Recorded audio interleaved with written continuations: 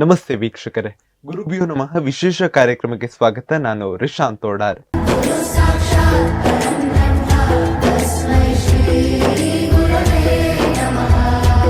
ಅಜ್ಞಾನದ ಕತ್ತಲೆಯಲ್ಲಿ ದೀಪ ಬೆಳಗಿದವರು, ಬಾಳ ಹಾದಿಗೆ ದಾರಿ ತೋರುವವರು ಶಿಕ್ಷಕರು. ಅದೇ ರೀತಿಯಾಗಿ ಇವತ್ತು ನಮ್ಮ ಕಾರ್ಯಕ್ರಮದಲ್ಲಿರುವ ಶಿಕ್ಷಕರು ಯಾರು ಅಂತ ಕೇಳೋದಾದ್ರೆ, 24 ವರ್ಷದಿಂದ ಕೆನರಾ ಪದವಿ ಪೂರ್ವ ಕಾಲೇಜಿನಲ್ಲಿ ಉಪನ್ಯಾಸಕರಾಗಿ ಸೇವೆಯನ್ನ ಸಲ್ಲಿಸುತ್ತಿರುವಂತಹ ರಘು ಇಡ್ಕಿದು ಅವರು ನಮ್ಮ ಜೊತೆಗಿದ್ದಾರೆ. ಬನ್ನಿ ಅವರ ಕಾರ್ಯಕ್ರಮಕ್ಕೆ ಸ್ವಾಗತಿಸೋಣ ಹಾಗೂ ಅವರ ಶಿಕ್ಷಕ ವೃತ್ತಿಯ ಅನುಭವದ ಮಾತುಗಳನ್ನು ಕೇಳ್ಕೊಂಡು ಬರೋಣ. ಸರ್ ನಮಸ್ತೆ. ನಮಸ್ತೆ. ನಮಸ್ತೆ. ನಮಸ್ತೆ. ಹೇಗಿದ್ದಾರೆ ಸರ್? ಆರಾಮ. ಹೇಗೆ ನಡೀತಾ ಇದೆ ಜೀವನ? ಚೆನ್ನಾಗಿ ನಡೀತಾ ಇದೆ. ಸರ್, ಈಗ ಮೊದಲನೇದಾಗಿ ಕೇಳೋದಾದ್ರೆ, ನಿಮ್ಮ ಒಂದು ಶಿಕ್ಷಕ ವೃತ್ತಿಯ ಬಗ್ಗೆ ಮಾತಾಡುವ. ನಿಮ್ಮ ಒಂದು ಬಾಲ್ಯ ಜೀವನ ಹೇಗಿತ್ತು? ಈ ಒಂದು ದಿನಗಳ ನೆನಪನ್ನ ಮಾಡೋದಾದ್ರೆ, ಬಾಲ್ಯದ ಉದ್ಯಾನವನವ ಮರಳಿ ಕಟ್ಟೋಣ ಅನ್ನುವ ಹಾಗೆ. ಸರಿ ಸರಿ ಸರಿ ನಾನು ಅದೇ ಈಗ ಶಿಕ್ಷಕನಾಗಿದ್ದೇನೆ, ಉಪನ್ಯಾಸಕನಾಗಿದ್ದೇನೆ, ಹೌದು.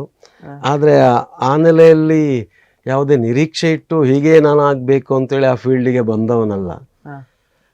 ಅನಿವಾರ್ಯವಾಗಿ ಆ ಕ್ಷೇತ್ರ ನನಗೆ ದಕ್ಕಿದೆ ಅಂತೇಳಿ ಒಂದು ಖುಷಿಯೂ ಇದೆ, ಹೆಮ್ಮೆಯೂ ಇದೆ.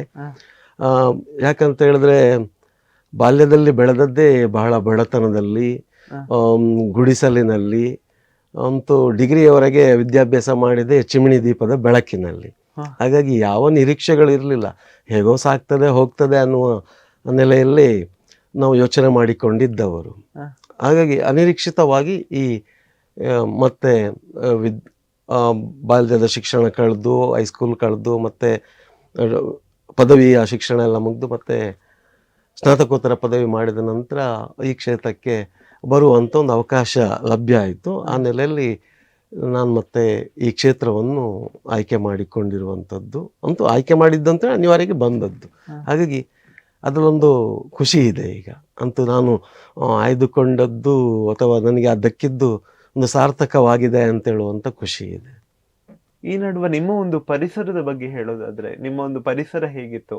ಬಾಲ್ಯದ ದಿನಗಳಲ್ಲಿ ಕಳೆದಂತಹ ನೆನಪುಗಳು ಆಗ್ಲೇ ಹೇಳಿದೆ ಮಾತಾಡುವಾಗ, ಚಿಮಣಿ ದೀಪದ ಬೆಳಕಿನಲ್ಲಿ ಬೆಳೆದವರು, ಬಡತನದಿಂದ ಬೆಳೆದವರು ಅಂತ. ಹಾಗಾಗಿ ನಿಮ್ಮ ಒಂದು ಕಥೆಯನ್ನ ಕೇಳುವಂತಹ ಕ್ಯೂರಿಯಾಸಿಟಿ.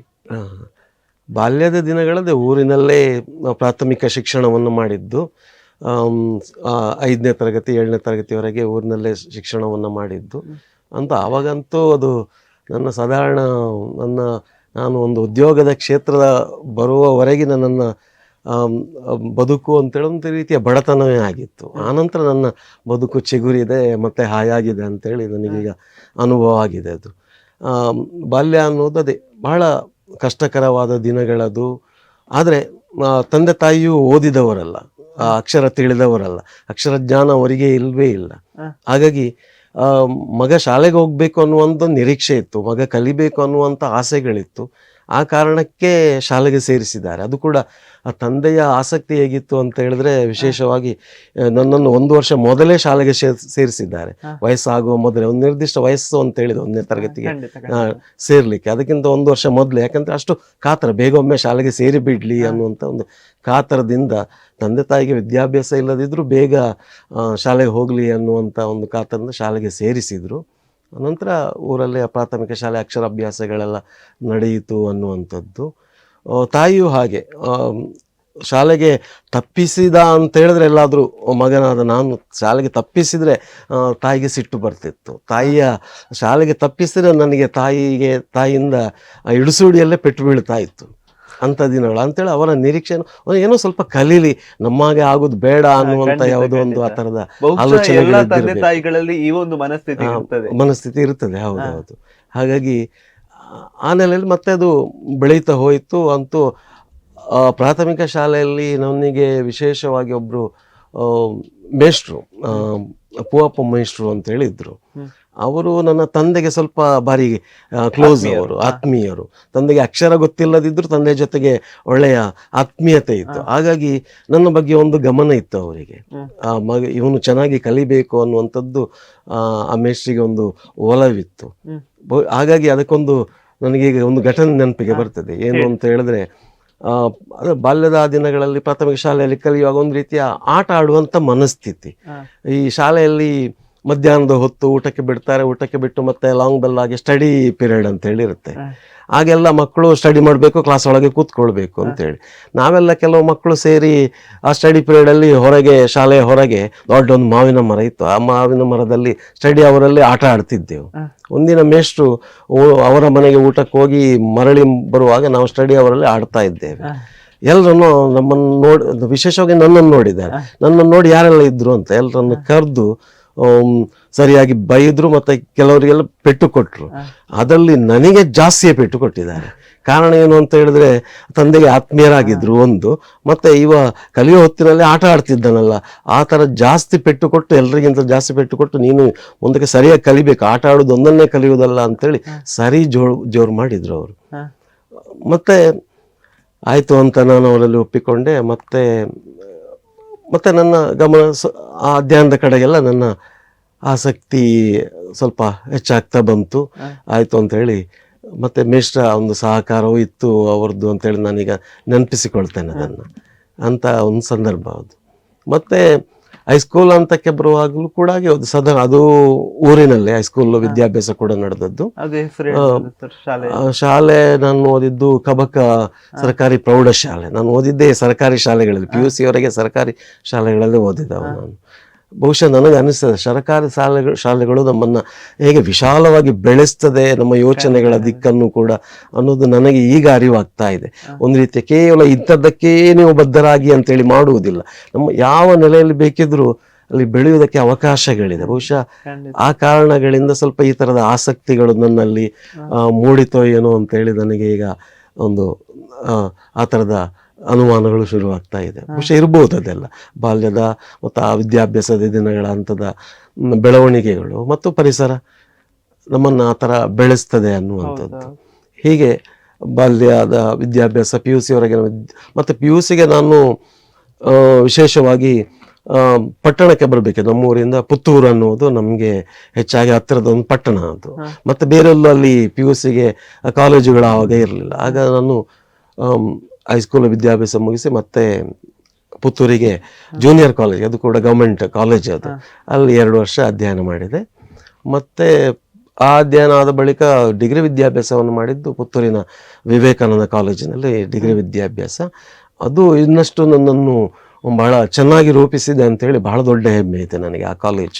ನನ್ನ ಅಧ್ಯಯನಕ್ಕೆ, ನನಗೆ ಬೇಕಾದಂಥ ಪುಸ್ತಕಗಳ ಓದುವಿಕೆಗೆ, ಅಲ್ಲಿಯ ಗ್ರಂಥಾಲಯ ಇರ್ಬೋದು, ಅಲ್ಲಿಯ ಮೇಷ್ಟ್ರುಗಳಿರ್ಬೋದು, ಇವರೆಲ್ಲ ಬಹಳ ದೊಡ್ಡ ಸಹಕಾರ ಕೊಟ್ಟಿದ್ದಾರೆ. ನಂತರದ ವಿದ್ಯಾಭ್ಯಾಸನೊಂದು ಮತ್ತು ಮಂಗಳೂರು ವಿಶ್ವವಿದ್ಯಾಲಯದ ಕನ್ನಡ ಸ್ನಾತಕೋತ್ತರ ಪದವಿಯನ್ನು ನಾನು ಆಯ್ಕೆ ಮಾಡಿಕೊಂಡು ಮಂಗಳೂರು ವಿಶ್ವವಿದ್ಯಾಲಯಕ್ಕೆ ನಾನು ಸೇರಿಕೊಂಡೆ. ಅಲ್ಲಿ 2 ವರ್ಷ ಸ್ನಾತಕೋತ್ತರ ಪದವಿಯನ್ನು ನಾನು ಪೂರೈಸಿದ್ದು. ಆ ನಂತರದಲ್ಲಿ ಅದಕ್ಕೆ ಬೇಕಾದಂಥ ಉಪನ್ಯಾಸಕ ವೃತ್ತಿಗೆ ಬೇಕಾದಂಥ ಪರೀಕ್ಷೆಗಳನ್ನು ಎಲ್ಲ ಬರೆದೆ. ಮತ್ತೆ ಉದ್ಯೋಗಕ್ಕಾಗಿ ಕಾಯ್ತಾ ಇದ್ದೆ ನಾನು. ಈ ನಡುವೆ ಒಂದು ಕೇಳೋದಾದ್ರೆ, ನಾವು ಮಕ್ಕಳಾಗಿರುವಾಗ ಶಿಕ್ಷಕರು ಕ್ಲಾಸ್ ನಲ್ಲಿ ಬಂದು ಕೇಳೋದಿದೆ, ನೀವು ಭವಿಷ್ಯದಲ್ಲಿ ಏನಾಗ್ಬೇಕು ಅಂತ ಒಂದು ಪ್ಲಾನ್ ಅನ್ನ ಇಟ್ಕೊಂಡಿದ್ದೀರಾ ಅಂತ. ಆಗ ನಾವು ಸಾಮಾನ್ಯವಾಗಿ ನಮ್ಮ ಜನರೇಷನ್ ನಾವು ಹೇಳುವಂತದ್ದು ಇಂಜಿನಿಯರ್, ಪೊಲೀಸ್, ಈ ರೀತಿಯಾಗಿ ಡಾಕ್ಟರ್, ಅಂದ್ರೆ ಅದು ದೊಡ್ಡ ಒಂದು ಸ್ಥಾನ ಅಂತ. ನೀವು ಯಾವ ರೀತಿಯಾಗಿ ಹೇಳಿದ್ರೆ? ಹಾಗೆಲ್ಲ ಅದೇ ಕೇಳ್ತಾ ಇದ್ರು. ಆಗ ನಾನು ಯಾವ್ದನ್ನು ಹೇಳಿದ್ದೆ ಅಂತ ನನಗೆ ಸರಿಯಾಗಿ ನೆನಪು ಬರ್ತಾ ಇಲ್ಲ.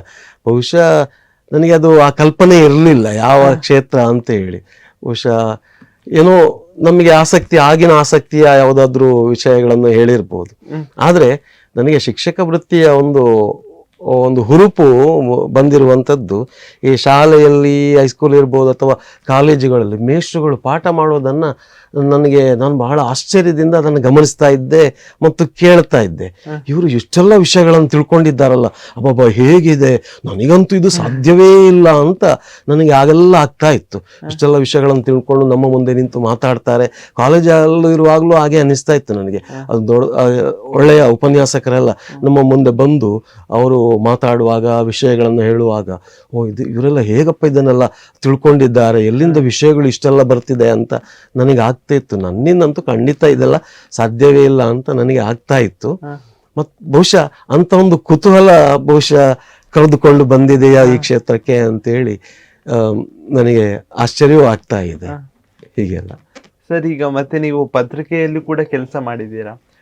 ಮೊದಲನೇದಾಗಿ ನೀವು ವಿದ್ಯಾಭ್ಯಾಸವನ್ನೆಲ್ಲ ಮುಗಿಸಿ ಮತ್ತೆ ಎಲ್ಲಿಗೆ ಬಂದ್ರಿ ಅಂತ ಯಾವ ಒಂದು ಉದ್ಯೋಗಕ್ಕೆ ಸೇರಿಕೊಂಡ್ರೆ ಅದೇ ಮೊದಲನೇದಾಗಿ? ವಿದ್ಯಾಭ್ಯಾಸ ಮುಗಿದ ನಂತರವೂ ವಿಶೇಷವಾಗಿ ಶಿಕ್ಷಣ ಕ್ಷೇತ್ರ ಅಥವಾ ಶಿಕ್ಷಕನಾಗಬೇಕು ಅನ್ನುವಂತ ಯಾವುದೇ ಒಂದು ದೊಡ್ಡ ಗುಂಗನ್ನು ನಾನು ತುಂಬಿಕೊಂಡವನಲ್ಲ. ಹೇಗೋ ಆಗ್ತದೆ, ಏನೋ ಕಾಲ ಕಳೀತದೆ, ಫ್ಲೋ ಅಂತ, ಹೌದು, ಹೇಗೋ ಕಳೀತದೆ ಅನ್ನುವಂತ ನೆಲೆಯಲ್ಲಿದ್ದವನು. ಆದ್ರೂ ಏನಾದ್ರೂ ಒಂದು ಉದ್ಯೋಗ ಬೇಕಲ್ಲ ಅಂತ ನನಗೆ ಸ್ವಲ್ಪ ಬರವಣಿಗೆ ಆಸಕ್ತಿ ಇತ್ತು. ಈ ಬರವಣಿಗೆಯ ಆಸಕ್ತಿ ಇದ್ದುದರಿಂದ ಒಂದಿನ ನಮ್ಮ ಊರಿನ ಒಬ್ರು ಹಿರಿಯರು ನನ್ನನ್ನು ನೋಡಿ, ನೀನೇನು ವಿದ್ಯಾಭ್ಯಾಸ ಎಲ್ಲ ಆಗಿದೆ, ಊರಲ್ಲೇ ಇದ್ದೀಯಲ್ಲ, ಏನಾದರೂ ಮಾಡಬೇಕಲ್ಲ ಮಾರಾಯ ಅಂತ ಹೇಳಿ ನನ್ನನ್ನು ಗಮನಿಸಿಕೊಂಡು, ನೀನು ಏನೋ ಅಂಥದ್ದು ಉದ್ಯೋಗ ಸಿಗಲಿಲ್ಲ, ಈಗ ಊರಲ್ಲೇ ಇದ್ದೇನೆ ಅಂತ ಹೇಳಿದೆ. ಅದಕ್ಕೆ ನೀನು ಹಾಗೆಲ್ಲ ಮಾಡೋದು, ನಿನಗೆ ಬರೆಯುವಂಥ ಒಂದು ಕಲೆ ಗೊತ್ತುಂಟಲ್ಲ, ನೀನು ಪತ್ರಿಕೆಗೆ ಸೇರು ಅಂತ ಹೇಳಿ ನನ್ನನ್ನು ಅವರು ಹೇಳಿದರು. ಆ ಒಂದು ಹುರುಪಿನಿಂದ ನಾನು ಮತ್ತೆ ಮಂಗಳೂರಿನಲ್ಲಿ ಈಗಲೂ ಇದೆ ಆ ಪತ್ರಿಕೆ, ಹೊಸದಿಗಂತ ಪತ್ರಿಕೆ ಅನ್ನುವಂಥದ್ದು. ಅದರಲ್ಲಿ ಉಪಸಂಪಾದಕನಾಗಿ 1 ವರ್ಷದ ಒಂದು ಕೆಲಸವನ್ನು ನಾನು ಮಾಡಿದ್ದೇನೆ. ಅದು ಕೂಡ ನನಗೆ ಬಹಳ ಖುಷಿಯಾಗಿದೆ. ಆ ಒಂದು ಉಪಸಂಪಾದಕನಾಗಿ ವಿಷಯಗಳನ್ನು ಸಂಗ್ರಹಿಸುವುದು ಮತ್ತು ಅದನ್ನು ಪಬ್ಲಿಷ್ ಮಾಡುವಂಥದ್ದು, ಅದೆಲ್ಲ ಒಂದು ಹೊಸ ಅನುಭವ ನನಗೆ. ಪತ್ರಿಕೆ ಹೇಗೆ ರೂಪುಗೊಳ್ಳುತ್ತದೆ ಅನ್ನುವಂಥದ್ದು ನನಗೆ ಆಗ ಗೊತ್ತಾಯ್ತು. ಅಷ್ಟರವರೆಗೆ ಪತ್ರಿಕೆಯ ಕಲ್ಪನೆ ಇರಲಿಲ್ಲ. ಹೇಗೋ ಭಯಂಕರ ಪ್ರಿಂಟ್ ಆಗಿ ಬರ್ತಿದೆ ಅಲ್ಲ ನಮ್ಮ ಮುಂದೆ ಅಂತ ಅನಿಸ್ತಾ ಇತ್ತು. ಅದರೊಳಗೆ ನುಗ್ಗಿದಾಗ ಅದರ ಎಲ್ಲ ವಿಷಯಗಳು ನನಗೆ ಗೊತ್ತಾಯಿತು. ಹೀಗೆ ಪತ್ರಿಕೆಯ ಒಂದು ಉಪಸಂಪಾದಕನಾಗಿ 1 ವರ್ಷ ಕೆಲಸ ಮಾಡಿದ್ದೆ ನಾನು. ಅಂದ್ರೆ ಎಳವೆಯಿಂದಲೇ ಈ ಬರಹದ ಆಸಕ್ತಿ ಅನ್ನುವಂಥದ್ದು ಇತ್ತು ತಮಗೆ?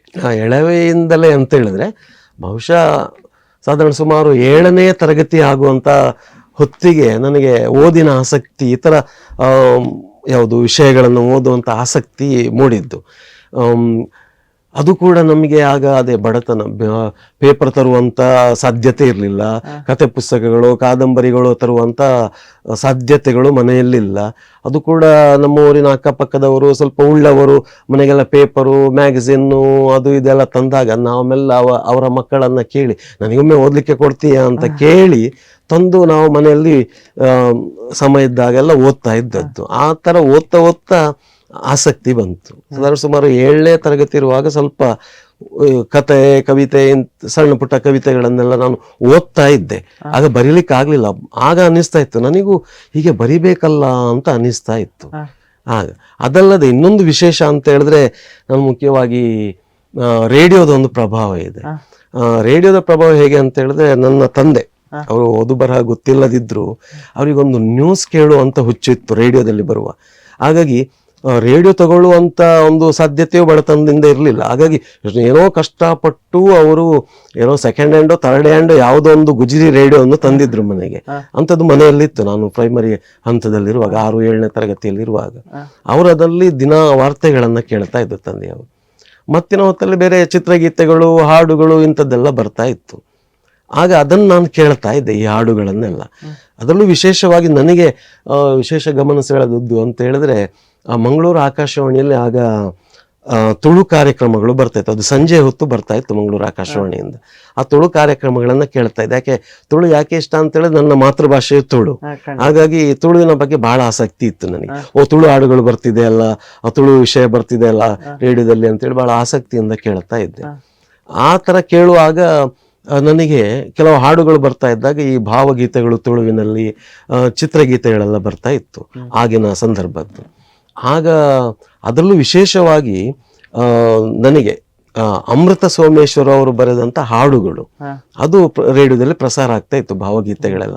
ನಾನು ಆ ಹಾಡುಗಳನ್ನ ಕೇಳ್ತಾ ಇದ್ದೆ. ಕೊನೆಗೆ ಆ ಹಾಡು ಮುಗಿದ ಬಳಿಕ ಇದನ್ನು ಬರೆದವರು ಅಮೃತ ಸೋಮೇಶ್ವರ ಅಂತ ಹೇಳ್ತಾ ಇದ್ರು.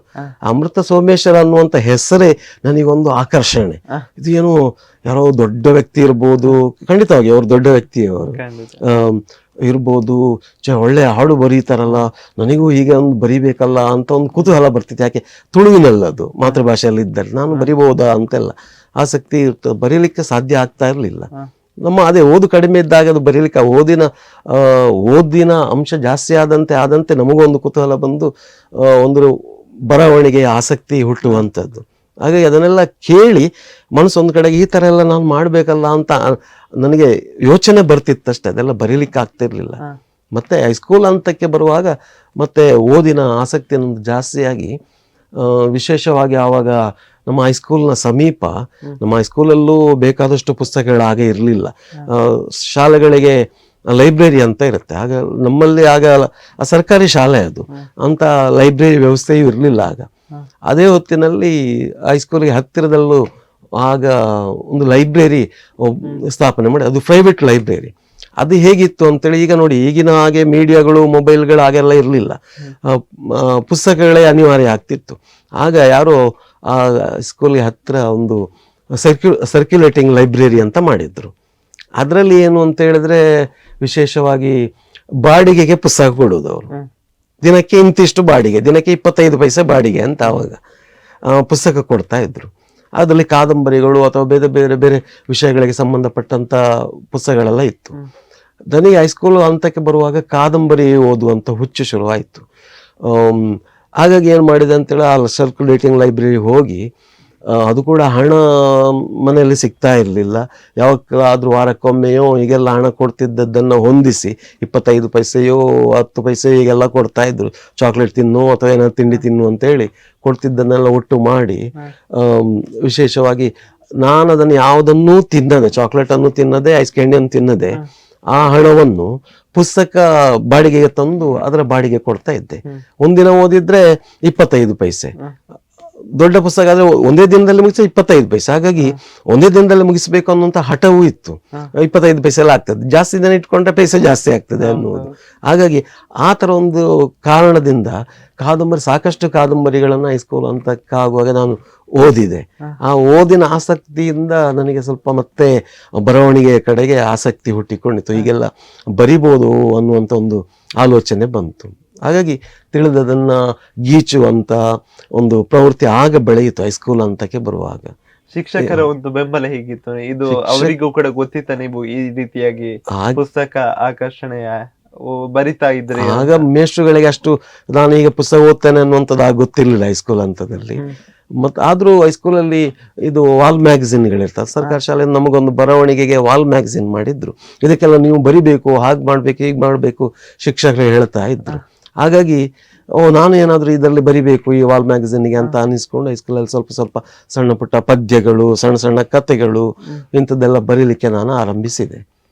ಹೀಗೆ ಬರೆಯುವಂಥ ಒಂದು ಆಸಕ್ತಿ ನನ್ನಲ್ಲಿ ರೂಪುಪಡೆಯಿತು. ಮತ್ತೆ ಒಂದು 10ನೇ ತರಗತಿಗೆ ಬರುವಾಗ ಮತ್ತೊಂದು ತುಳುವಿನಲ್ಲಿ ಒಂದು ನಾಟಕ ಬರೆದೆ ನಾನು, ಗತಿದಾಂತಿ ಬದುಕು ಅಂತ ಹೇಳಿ ಒಂದು ತುಳು ನಾಟಕ ಬರೆದೆ 10ನೇ ಕ್ಲಾಸಲ್ಲಿ.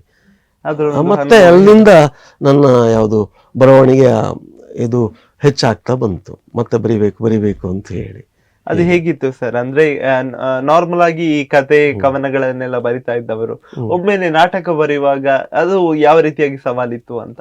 ನಾಟಕ ಬರೆಯುವಂತ ಆಸಕ್ತಿ ಯಾಕೆ ಬಂದದ್ದು ಅಂತ ಹೇಳಿದ್ರೆ, ನಾವು ಅದೇ ಹೈಸ್ಕೂಲ್ ಹಂತದ ಹೊತ್ತಿನಲ್ಲಿ ಊರಿನ ಸುತ್ತಮುತ್ತ ಎಲ್ಲ ನಡೆಯುತ್ತಿದ್ದಂತ ನಾಟಕಗಳನ್ನೆಲ್ಲ ನೋಡ್ತಾ ಇದ್ದು. ಅದು ಕೂಡ ಈ ದೊಡ್ಡ ದೊಡ್ಡ ಕಂಪನಿಗಳ ನಾಟಕ ಅಲ್ಲ, ಯುವಕ ಮಂಡಲದವರು ಎಲ್ಲ ಮಾಡ್ತಿದ್ದಂತ ನಾಟಕಗಳನ್ನು ನೋಡ್ತಾ ಇದ್ದೆವು. ಹಾಗಾಗಿ ಹೌದೌದು, ಅದನ್ನೆಲ್ಲ ನೋಡ್ಕೊಂಡು ಈ ತರ ನಾಟಕ ನನಗೂ ಬರಿಬೇಕು ಅಂತ ಅನ್ನಿಸ್ತಾ ಇತ್ತು. ಹಾಗಾಗಿ ಆ ಕಲ್ಪನೆಯಲ್ಲಿ ಮೊದಲು ಯುವಕ ಮಂಡಲದವರೆಲ್ಲ ಆಡ್ತಿದ್ದಂಥ ನಾಟಕ ಸ್ವಲ್ಪ ಸಿನಿಮೀಯ ಶೈಲಿಯ ನಾಟಕಗಳಾಗಿತ್ತು ನಾನು ಗಮನಿಸಿದ ಹಾಗೆ. ಹಾಗೆ ಆ ಥರದೊಂದು ಆರಂಭದಲ್ಲಿ ಪ್ರಯೋಗ ಮಾಡಿದ್ದದು, ಆ ಸಿನಿಮೀಯ ರೀತಿಯ ನಾಟಕ. ಅದು ಸ್ವಲ್ಪ ಬಡತನದ ವಿಷಯವನ್ನು ಇಟ್ಕೊಂಡು ಬರೆದಂಥ ನಾಟಕ, ಗತಿದಾಂತಿ ಬದುಕು ಅಂತೇಳಿ. ಆವಾಗ ಮತ್ತೆ ಅಲ್ಲಿಂದ ಬರೆಯುವಂಥ ಆಸಕ್ತಿ ಹೋದಂತೆ ಬರೆಯುವಂಥ ಆಸಕ್ತಿ ಬೆಳೀತಾ ಹೋಯಿತು. ಸರ್, ಹೊಸದಿಗಂತದಿಂದ ಮತ್ತೆ ಯಾವ ಇದಕ್ಕೆ ಉದ್ಯೋಗಕ್ಕೆ ಬಂದ್ರಿ? ನಾನು ಅದೇ 1 ವರ್ಷ ಹೊಸದಿಗಂತ ಪತ್ರಿಕೆಯಲ್ಲಿ ಕೆಲಸ ಮಾಡಿದ ಬಳಿಕ ಮತ್ತೆ ಏನಾದರೂ ನೋಡಬೇಕು, ನಾನು ಕಲ್ತಿದ್ದೇನಲ್ಲ, ಏನಾದರೂ ಶಿಕ್ಷಕ ವೃತ್ತಿ ಏನಾದರೂ ಸಿಗ್ತದ ನೋಡೋಣ ಅಂತೇಳಿ ಕಾಯ್ತಾ ಇದ್ದೆ. ಅದೇ ಹೊತ್ತಿಗೆ ಗೋವಿಂದಾಸಿನಲ್ಲಿ 1 ವರ್ಷಕ್ಕೆ ಒಬ್ಬ ಶಿಕ್ಷಕ ಬೇಕಾಗಿದೆ ಅಂತ ಸುದ್ದಿ ಗೊತ್ತಾಯ್ತು ನನಗೆ. ಅದಕ್ಕೆ ನಾನು ಅರ್ಜಿ ಹಾಕಿದೆ. ಆವಾಗ 1 ವರ್ಷಕ್ಕೆ ಮಾತ್ರ, ಅದು ಸೀಮಿತ, 1 ವರ್ಷಕ್ಕೆ ಅಂತೇಳಿ. ಹಾಗಾಗಿ ಆ 1 ವರ್ಷ ಅಲ್ಲಿಗೆ ಮತ್ತೆ ಸೇರಿದೆ, ಆ ಉದ್ಯೋಗ ಸಿಕ್ಕಿ. ಅದೊಂದು ನನಗೆ ಆರಂಭದ, ನಾನು ಶಿಕ್ಷಕನಾಗಿ ಉಪನ್ಯಾಸಕನಾಗಿ ಆರಂಭಕ್ಕೆ ಗೋವಿಂದಾಸ್ ಕಾಲೇಜಲ್ಲಿ ಕೆಲಸ ಮಾಡಿದ್ದು ಒಳ್ಳೆಯ ಒಂದು ಅನುಭವ ಕೊಟ್ಟಿದೆ ಅದು. ಮತ್ತೆ ಅಲ್ಲಿ ಹೋದ ಬಳಿಕ ಇನ್ನು ನಾನು ಶಿಕ್ಷಕ ವೃತ್ತಿ ಮಾಡ್ಬೋದು ಅಂತೇಳಿ ಒಂದು ಧೈರ್ಯ ಬಂತು ನನಗೆ. ಆ ಕಾರಣದಿಂದ ಅಲ್ಲಿ 1 ವರ್ಷ, ಅದು ದೊಡ್ಡ ನನ್ನ ಬೆಳವಣಿಗೆಯಿಂದ ದೊಡ್ಡ ಶಕ್ತಿಯಾಗಿ 1 ವರ್ಷ ಕೆಲಸ ಮಾಡಿದೆ. ಬಳಿಕ ಅಲ್ಲಿಂದ ನಾನು ಮತ್ತೆ ಅಲ್ಲಿ ಮುಗ್ದಾದ ಬಳಿಕ ಬಂಟ್ವಾಳ SVS ಕಾಲೇಜಿನಲ್ಲಿ ಒಂದು 4.5 ವರ್ಷ ಕೆಲಸ ಮಾಡಿದ್ದೇನೆ. ಅಲ್ಲಿ ಕನ್ನಡ ಉಪನ್ಯಾಸಕನಾಗಿ 4.5 ವರ್ಷ ಕೆಲಸ ಮಾಡಿದೆ. ಹಾಗೆ ಅಲ್ಲಿ ಅದು ಒಳ್ಳೆಯ ಅನುಭವ. ಡಿಗ್ರಿ ವಿದ್ಯಾರ್ಥಿಗಳು, ಒಳ್ಳೆಯ ವಿದ್ಯಾರ್ಥಿಗಳು, ಜೊತೆಗೆ ಅಲ್ಲಿ ಉಪನ್ಯಾಸಕ ಬಳಗ ಎಲ್ಲ ಸಪೋರ್ಟಿವ್ ಆಗಿ ನನ್ನ ಎಲ್ಲ ಬೆಳವಣಿಗೆಗೆ ಅದು ಮತ್ತು ಚೆನ್ನಾಗಿ ಪಾಠ ಮಾಡ್ಬೋದು, ನಾನು ಅರ್ಹನಿದ್ದೇನೆ ಅನ್ನೋ ಒಂದು ಇನ್ನಷ್ಟು ದೃಢತೆಯನ್ನು, ಧೈರ್ಯವನ್ನು ತುಂಬಿದ್ದು SVS ಕಾಲೇಜು. ಅಲ್ಲಿಂದ ಬಳಿಕ ಮತ್ತೆ ನನಗಿದು ಆಗ್ಬೋದು ಅಂತೇಳಿ ಅನ್ನಿಸಿತು. ಮತ್ತು ನಾನು ಮತ್ತೆ SVS ಕಾಲೇಜಿನಲ್ಲಿ 4.5 ವರ್ಷದ ಬಳಿಕ ಮತ್ತೆ ಮಂಗಳೂರಿನ ಕೆನರಾ ಪದವಿ ಪೂರ್ವ ಕಾಲೇಜಿಗೆ ಬಂದು ಸೇರಿಕೊಂಡೆ. ಕೆನರಾ ಪದವಿ ಪೂರ್ವ ಕಾಲೇಜಿನ ಸಾಧಾರಣ ಸುಮಾರು 24 ವರ್ಷಗಳು ಕಳೀತಾ ಬಂತು. ಈಗ ಒಂದು ಒಳ್ಳೆಯ ಅನುಭವ, ಒಳ್ಳೆಯ ಕಾಲೇಜು ಸಿಕ್ಕಿದೆ ಅನ್ನುವಂಥ ಒಂದು ಹೆಮ್ಮೆಯು ಖುಷಿಯೂ ಇದೆ. ಒಂದು ಕೆನರಾ ಕಾಲೇಜಿಗೆ ಸೇರಿದ ಬಳಿಕ ನನ್ನ ಯಾವುದು ಈ ಆಸಕ್ತಿ, ಯಾವುದು ಬರವಣಿಗೆ ಆಸಕ್ತಿ ಇನ್ನಷ್ಟು ವೃದ್ಧಿಸ್ತಾ ಹೋಯ್ತು. ನನ್ನ ಪುಸ್ತಕಗಳು ಪಬ್ಲಿಷ್ ಆಗುವುದಕ್ಕೆ ತೊಡಗಿದ್ದೆ ನಾನು ಕೆನರಾ ಕಾಲೇಜಿಗೆ ಬಂದ ಬಳಿಕ. ಅದು ನನಗೊಂದು ದೊಡ್ಡ ಹೆಮ್ಮೆ ಇದೆ. ನನ್ನನ್ನದು ಈ ಕಾಲೇಜು ಬೆಳೆಸಿದೆ. ಇಲ್ಲಿಯ ವಿದ್ಯಾರ್ಥಿಗಳಿರ್ಬೋದು, ಶಿಕ್ಷಕರಿದ್ದರು, ಅಥವಾ ನಮ್ಮ ಆಡಳಿತ ಮಂಡಳಿ ಇರ್ಬೋದು, ಎಲ್ಲ ಒಳ್ಳೆಯ ಬೆಂಬಲ ನೀಡಿದೆ ಅನ್ನುವಂಥ ಒಂದು ಬಹಳ ದೊಡ್ಡ ಖುಷಿ ಇದೆ ನನಗೆ. ಸರ್, ಈಗ ಗೋವಿಂದ ಕಾಲೇಜ್ ನಲ್ಲಿ ಮೊದಲನೇದಾಗಿ ನೀವು ಶಿಕ್ಷಕ ವೃತ್ತಿಗೆ ಪಾದಾರ್ಪಣೆಯನ್ನ ಮಾಡ್ತೀರಾ. ಒಂದು ನೀವು ಕ್ಲಾಸಿಗೆ ಮೊದಲನೇದಾಗಿ ಹೋಗುವಾಗ ಅಲ್ಲಿಯ ಒಂದು ಅನುಭವ, ಮಕ್ಕಳೊಂದಿಗೆ ಬೆರೆಯುವಂಥದ್ದು ಹೇಗಿತ್ತು ಅಂತ? ಅದೇ ಮಕ್ಕಳ ಒಂದಿಗೆ, ಅದೇ ನನಗೆ ಆರಂಭದ ಒಂದದು ಅನುಭವ ಅದು. ಅಂತೂ ಮಕ್ಕಳು ಆವಾಗ ಹೇಗಿದ್ದು ಅಂತ, ನಾವು ಕ್ಲಾಸಿಗಳು ಹೊಸ ಶಿಕ್ಷಕರು ಬರ್ತಿದ್ದಾರೆ ಅಂತ ಹೇಳುವಂತ ಏನೋ ಒಂಥರ ಬಹಳ ಖುಷಿಯಲ್ಲಿ ಆಗ ಇದ್ರು ಎಲ್ಲ. ನಾನು ಪ್ರತಿ ಕ್ಲಾಸಿಗೆ ಅಲ್ಲಿ ಎಂಟ್ರಿ ಆಗ್ಲೂ ಹೊಸ ಶಿಕ್ಷಕರು ಬರ್ತಿದ್ದಾರೆ ಅನ್ನೋದು ಅವರ ಕಣ್ಣುಗಳಲ್ಲೇ ಗೊತ್ತಾಗ್ತಿತ್ತು. ಬಹಳ ನಾವು ಏನು ಹೇಳ್ತೇವೆ, ನಾವು ಹೇಗೆ ಮಾತಾಡ್ತೇವೆ ಅದನ್ನು ಗಮನಿಸ್ತಾ ಇದ್ರು. ನಾವು ಮಕ್ಕಳು ಯಾವತ್ತು ಗಮನಿಸುವುದು ನಮ್ಮ ಮಾತಿನ ರೀತಿಗಳನ್ನು ಗಮನಿಸಿಕೊಂಡು ಇವರು ಚೆನ್ನಾಗಿ ನಿರ್ವಹಿಸಬಲ್ಲರು ಅನ್ನೋದು ನಮ್ಮ ಮಾತಿನಿಂದ ಗೊತ್ತಾಗ್ತದೆ. ನಮ್ಮ ಮಾತು ಅಸಕ್ಕಲಿತವಾಗಿದ್ದಾಗ ಅವರ ಮುಂದೆ ಇವರು ಒಳ್ಳೆ ಮಾತಾಡ್ತಾರೆ, ಚೆನ್ನಾಗಿದ್ದಾರೆ ಅನ್ನುವಂಥದ್ದೊಂದು ಗಮನಕ್ಕೆ ಬಂದಾಗ ಮತ್ತೆ ಎಲ್ಲ ಮಕ್ಕಳು ಕೇಳಲಿಕ್ಕೆ ಶುರು ಮಾಡ್ತಾರೆ. ಅದು ಸಹಜವೇ. ಅದು ಆ ಥರ ಒಳ್ಳೆಯ ಅನುಭವ ನೀಡಿದೆ. ಅಂತೂ ಅಲ್ಲಿ ವಿದ್ಯಾರ್ಥಿಗಳದ್ದು ಒಳ್ಳೆಯ ಸಹಕಾರ ಇತ್ತು. ಅಂತೂ ಆರಂಭದ ದಿನಗಳಾದರೂ ವಿದ್ಯಾರ್ಥಿಗಳಿಂದ ಅಂತ ಏನು ತುಂಟಾಟ ಅಥವಾ ತೊಂದರೆಗಳು ನನಗೆ ಆದದ್ದೇನು ನೆನಪಿಗೆ ಬರ್ತಾ ಇಲ್ಲ. ಬಹುಶಃ ನಮ್ಮ ಪಾಠದ ರೀತಿ ಇರ್ಬೋದು, ಅಥವಾ ಮಾತಾಡುವ ರೀತಿ ಇರ್ಬೋದು, ಆ ಕಾರಣಗಳಿಂದ ಇರ್ಬೋದೇನು. ಕೆಲವು ಸಲ ನಮ್ಮ ಮಾತಿನಲ್ಲಿ ಮಕ್ಕಳನ್ನು ಕಂಟ್ರೋಲ್ ಮಾಡಲಿಕ್ಕೆ ಸಾಧ್ಯ ಇದೆ. ಸರ್, ಈಗ ನಾವು ಪಾಠ ಮಾಡುವಾಗ ಮಕ್ಕಳಿಗೆ ಒಂದು ಸುಲಭವಾಗಿ ಅರ್ಥೈಸೋದಕ್ಕೆ ಯಾವ ರೀತಿಯ ವಿಧಾನವನ್ನ ನೀವು ಪಾಲಿಸ್ತೀರಾ ಅಂತ ಕ್ಲಾಸ್ನಲ್ಲಿ? ಸುಲಭವಾಗಿ ಮಕ್ಕಳಿಗೆ ಅರ್ಥ ಆಗಬೇಕು ಅನ್ನೋ ಕಾರಣದಿಂದ ಇದ್ದಂಥ ವಿಷಯಗಳನ್ನು ಇನ್ನಷ್ಟು ಸರಳವಾಗಿ ಹೇಳ್ತಾ ಹೋಗೋದು, ಮತ್ತೆ ಗೊತ್ತಾಗದಿರ ಮತ್ತೆ ಮತ್ತೆ ಅವರಿಗೆ ಹೇಳಿಕೊಡುವಂಥದ್ದು. ಅಥವಾ ಒಂದು ಶಬ್ದ ಅರ್ಥ ಆಗಿಲ್ಲ ಅಂತ ಹೇಳಿ ಆ ಶಬ್ದದ ಅರ್ಥ ಏನು, ಆ ಶಬ್ದದ ಮೂಲ ಏನು, ಅದನ್ನೆಲ್ಲ ಹೇಳ್ತಾ ಹೇಳ್ತಾ ಹೀಗೆ ಅದು ರೂಪುಗೊಂಡಿದೆ, ಆ ಶಬ್ದ ಇರ್ಬೋದು, ಆ ಶಬ್ದದ ಅರ್ಥ ಇರ್ಬೋದು, ಅಥವಾ ಆ ಮೂಲಕ ವಿಷಯಗಳು ಹೀಗೆ ಬಂದಿದೆ ಅಂತೇಳಿ ನಾವು ನಮ್ಮದೇ ಆದಂಥ ಭಯಂಕರ ಭಾಷೆಯನ್ನು ಬಳಸಿದ್ರೆ ಅವರಿಗೆ ಅರ್ಥ ಆಗುದಿಲ್ಲ. ನಾವು ಅವರ ಲೆವೆಲ್ಗೆ ಇಳಿದು ಅವರಿಗೆ ಅರ್ಥ ಆಗುವಂತೆ ಭಾಷೆಯನ್ನು ಬಳಸಿ ಹೇಳಿದಾಗ ಅದನ್ನು ಅವರು ಸುಲಭವಾಗಿ ಅರ್ಥೈಸಿಕೊಳ್ತಾರೆ. ಒಂದು ರೀತಿಯಲ್ಲಿ ಉದಾಹರಣೆ ರೂಪದಲ್ಲಿ ಪ್ರಾಯೋಗಿಕವಾಗಿ ಮಕ್ಕಳಿಗೆ ಹೇಳುವಂತ ಒಂದು ಕಥೆಯನ್ನು ಇಟ್ಟುಕೊಂಡು ಮಕ್ಕಳಿಗೆ ಅರ್ಥೈಸುವ ಒಂದು. ಈಗ ವಿಷಯವನ್ನು ಅರ್ಥೈಸಿಕೊಳ್ಬೇಕಾದ್ರೆ ಕೆಲವು ಸಲ ಕಥೆಗಳನ್ನ ಹೇಳುವಂಥದ್ದಿದೆ, ಅಥವಾ ಯಾವುದೋ ಒಂದು ಘಟನೆಯನ್ನ ಉದಾಹರಣೆಯಾಗಿ ಕೊಡುವಂಥದ್ದಿದೆ.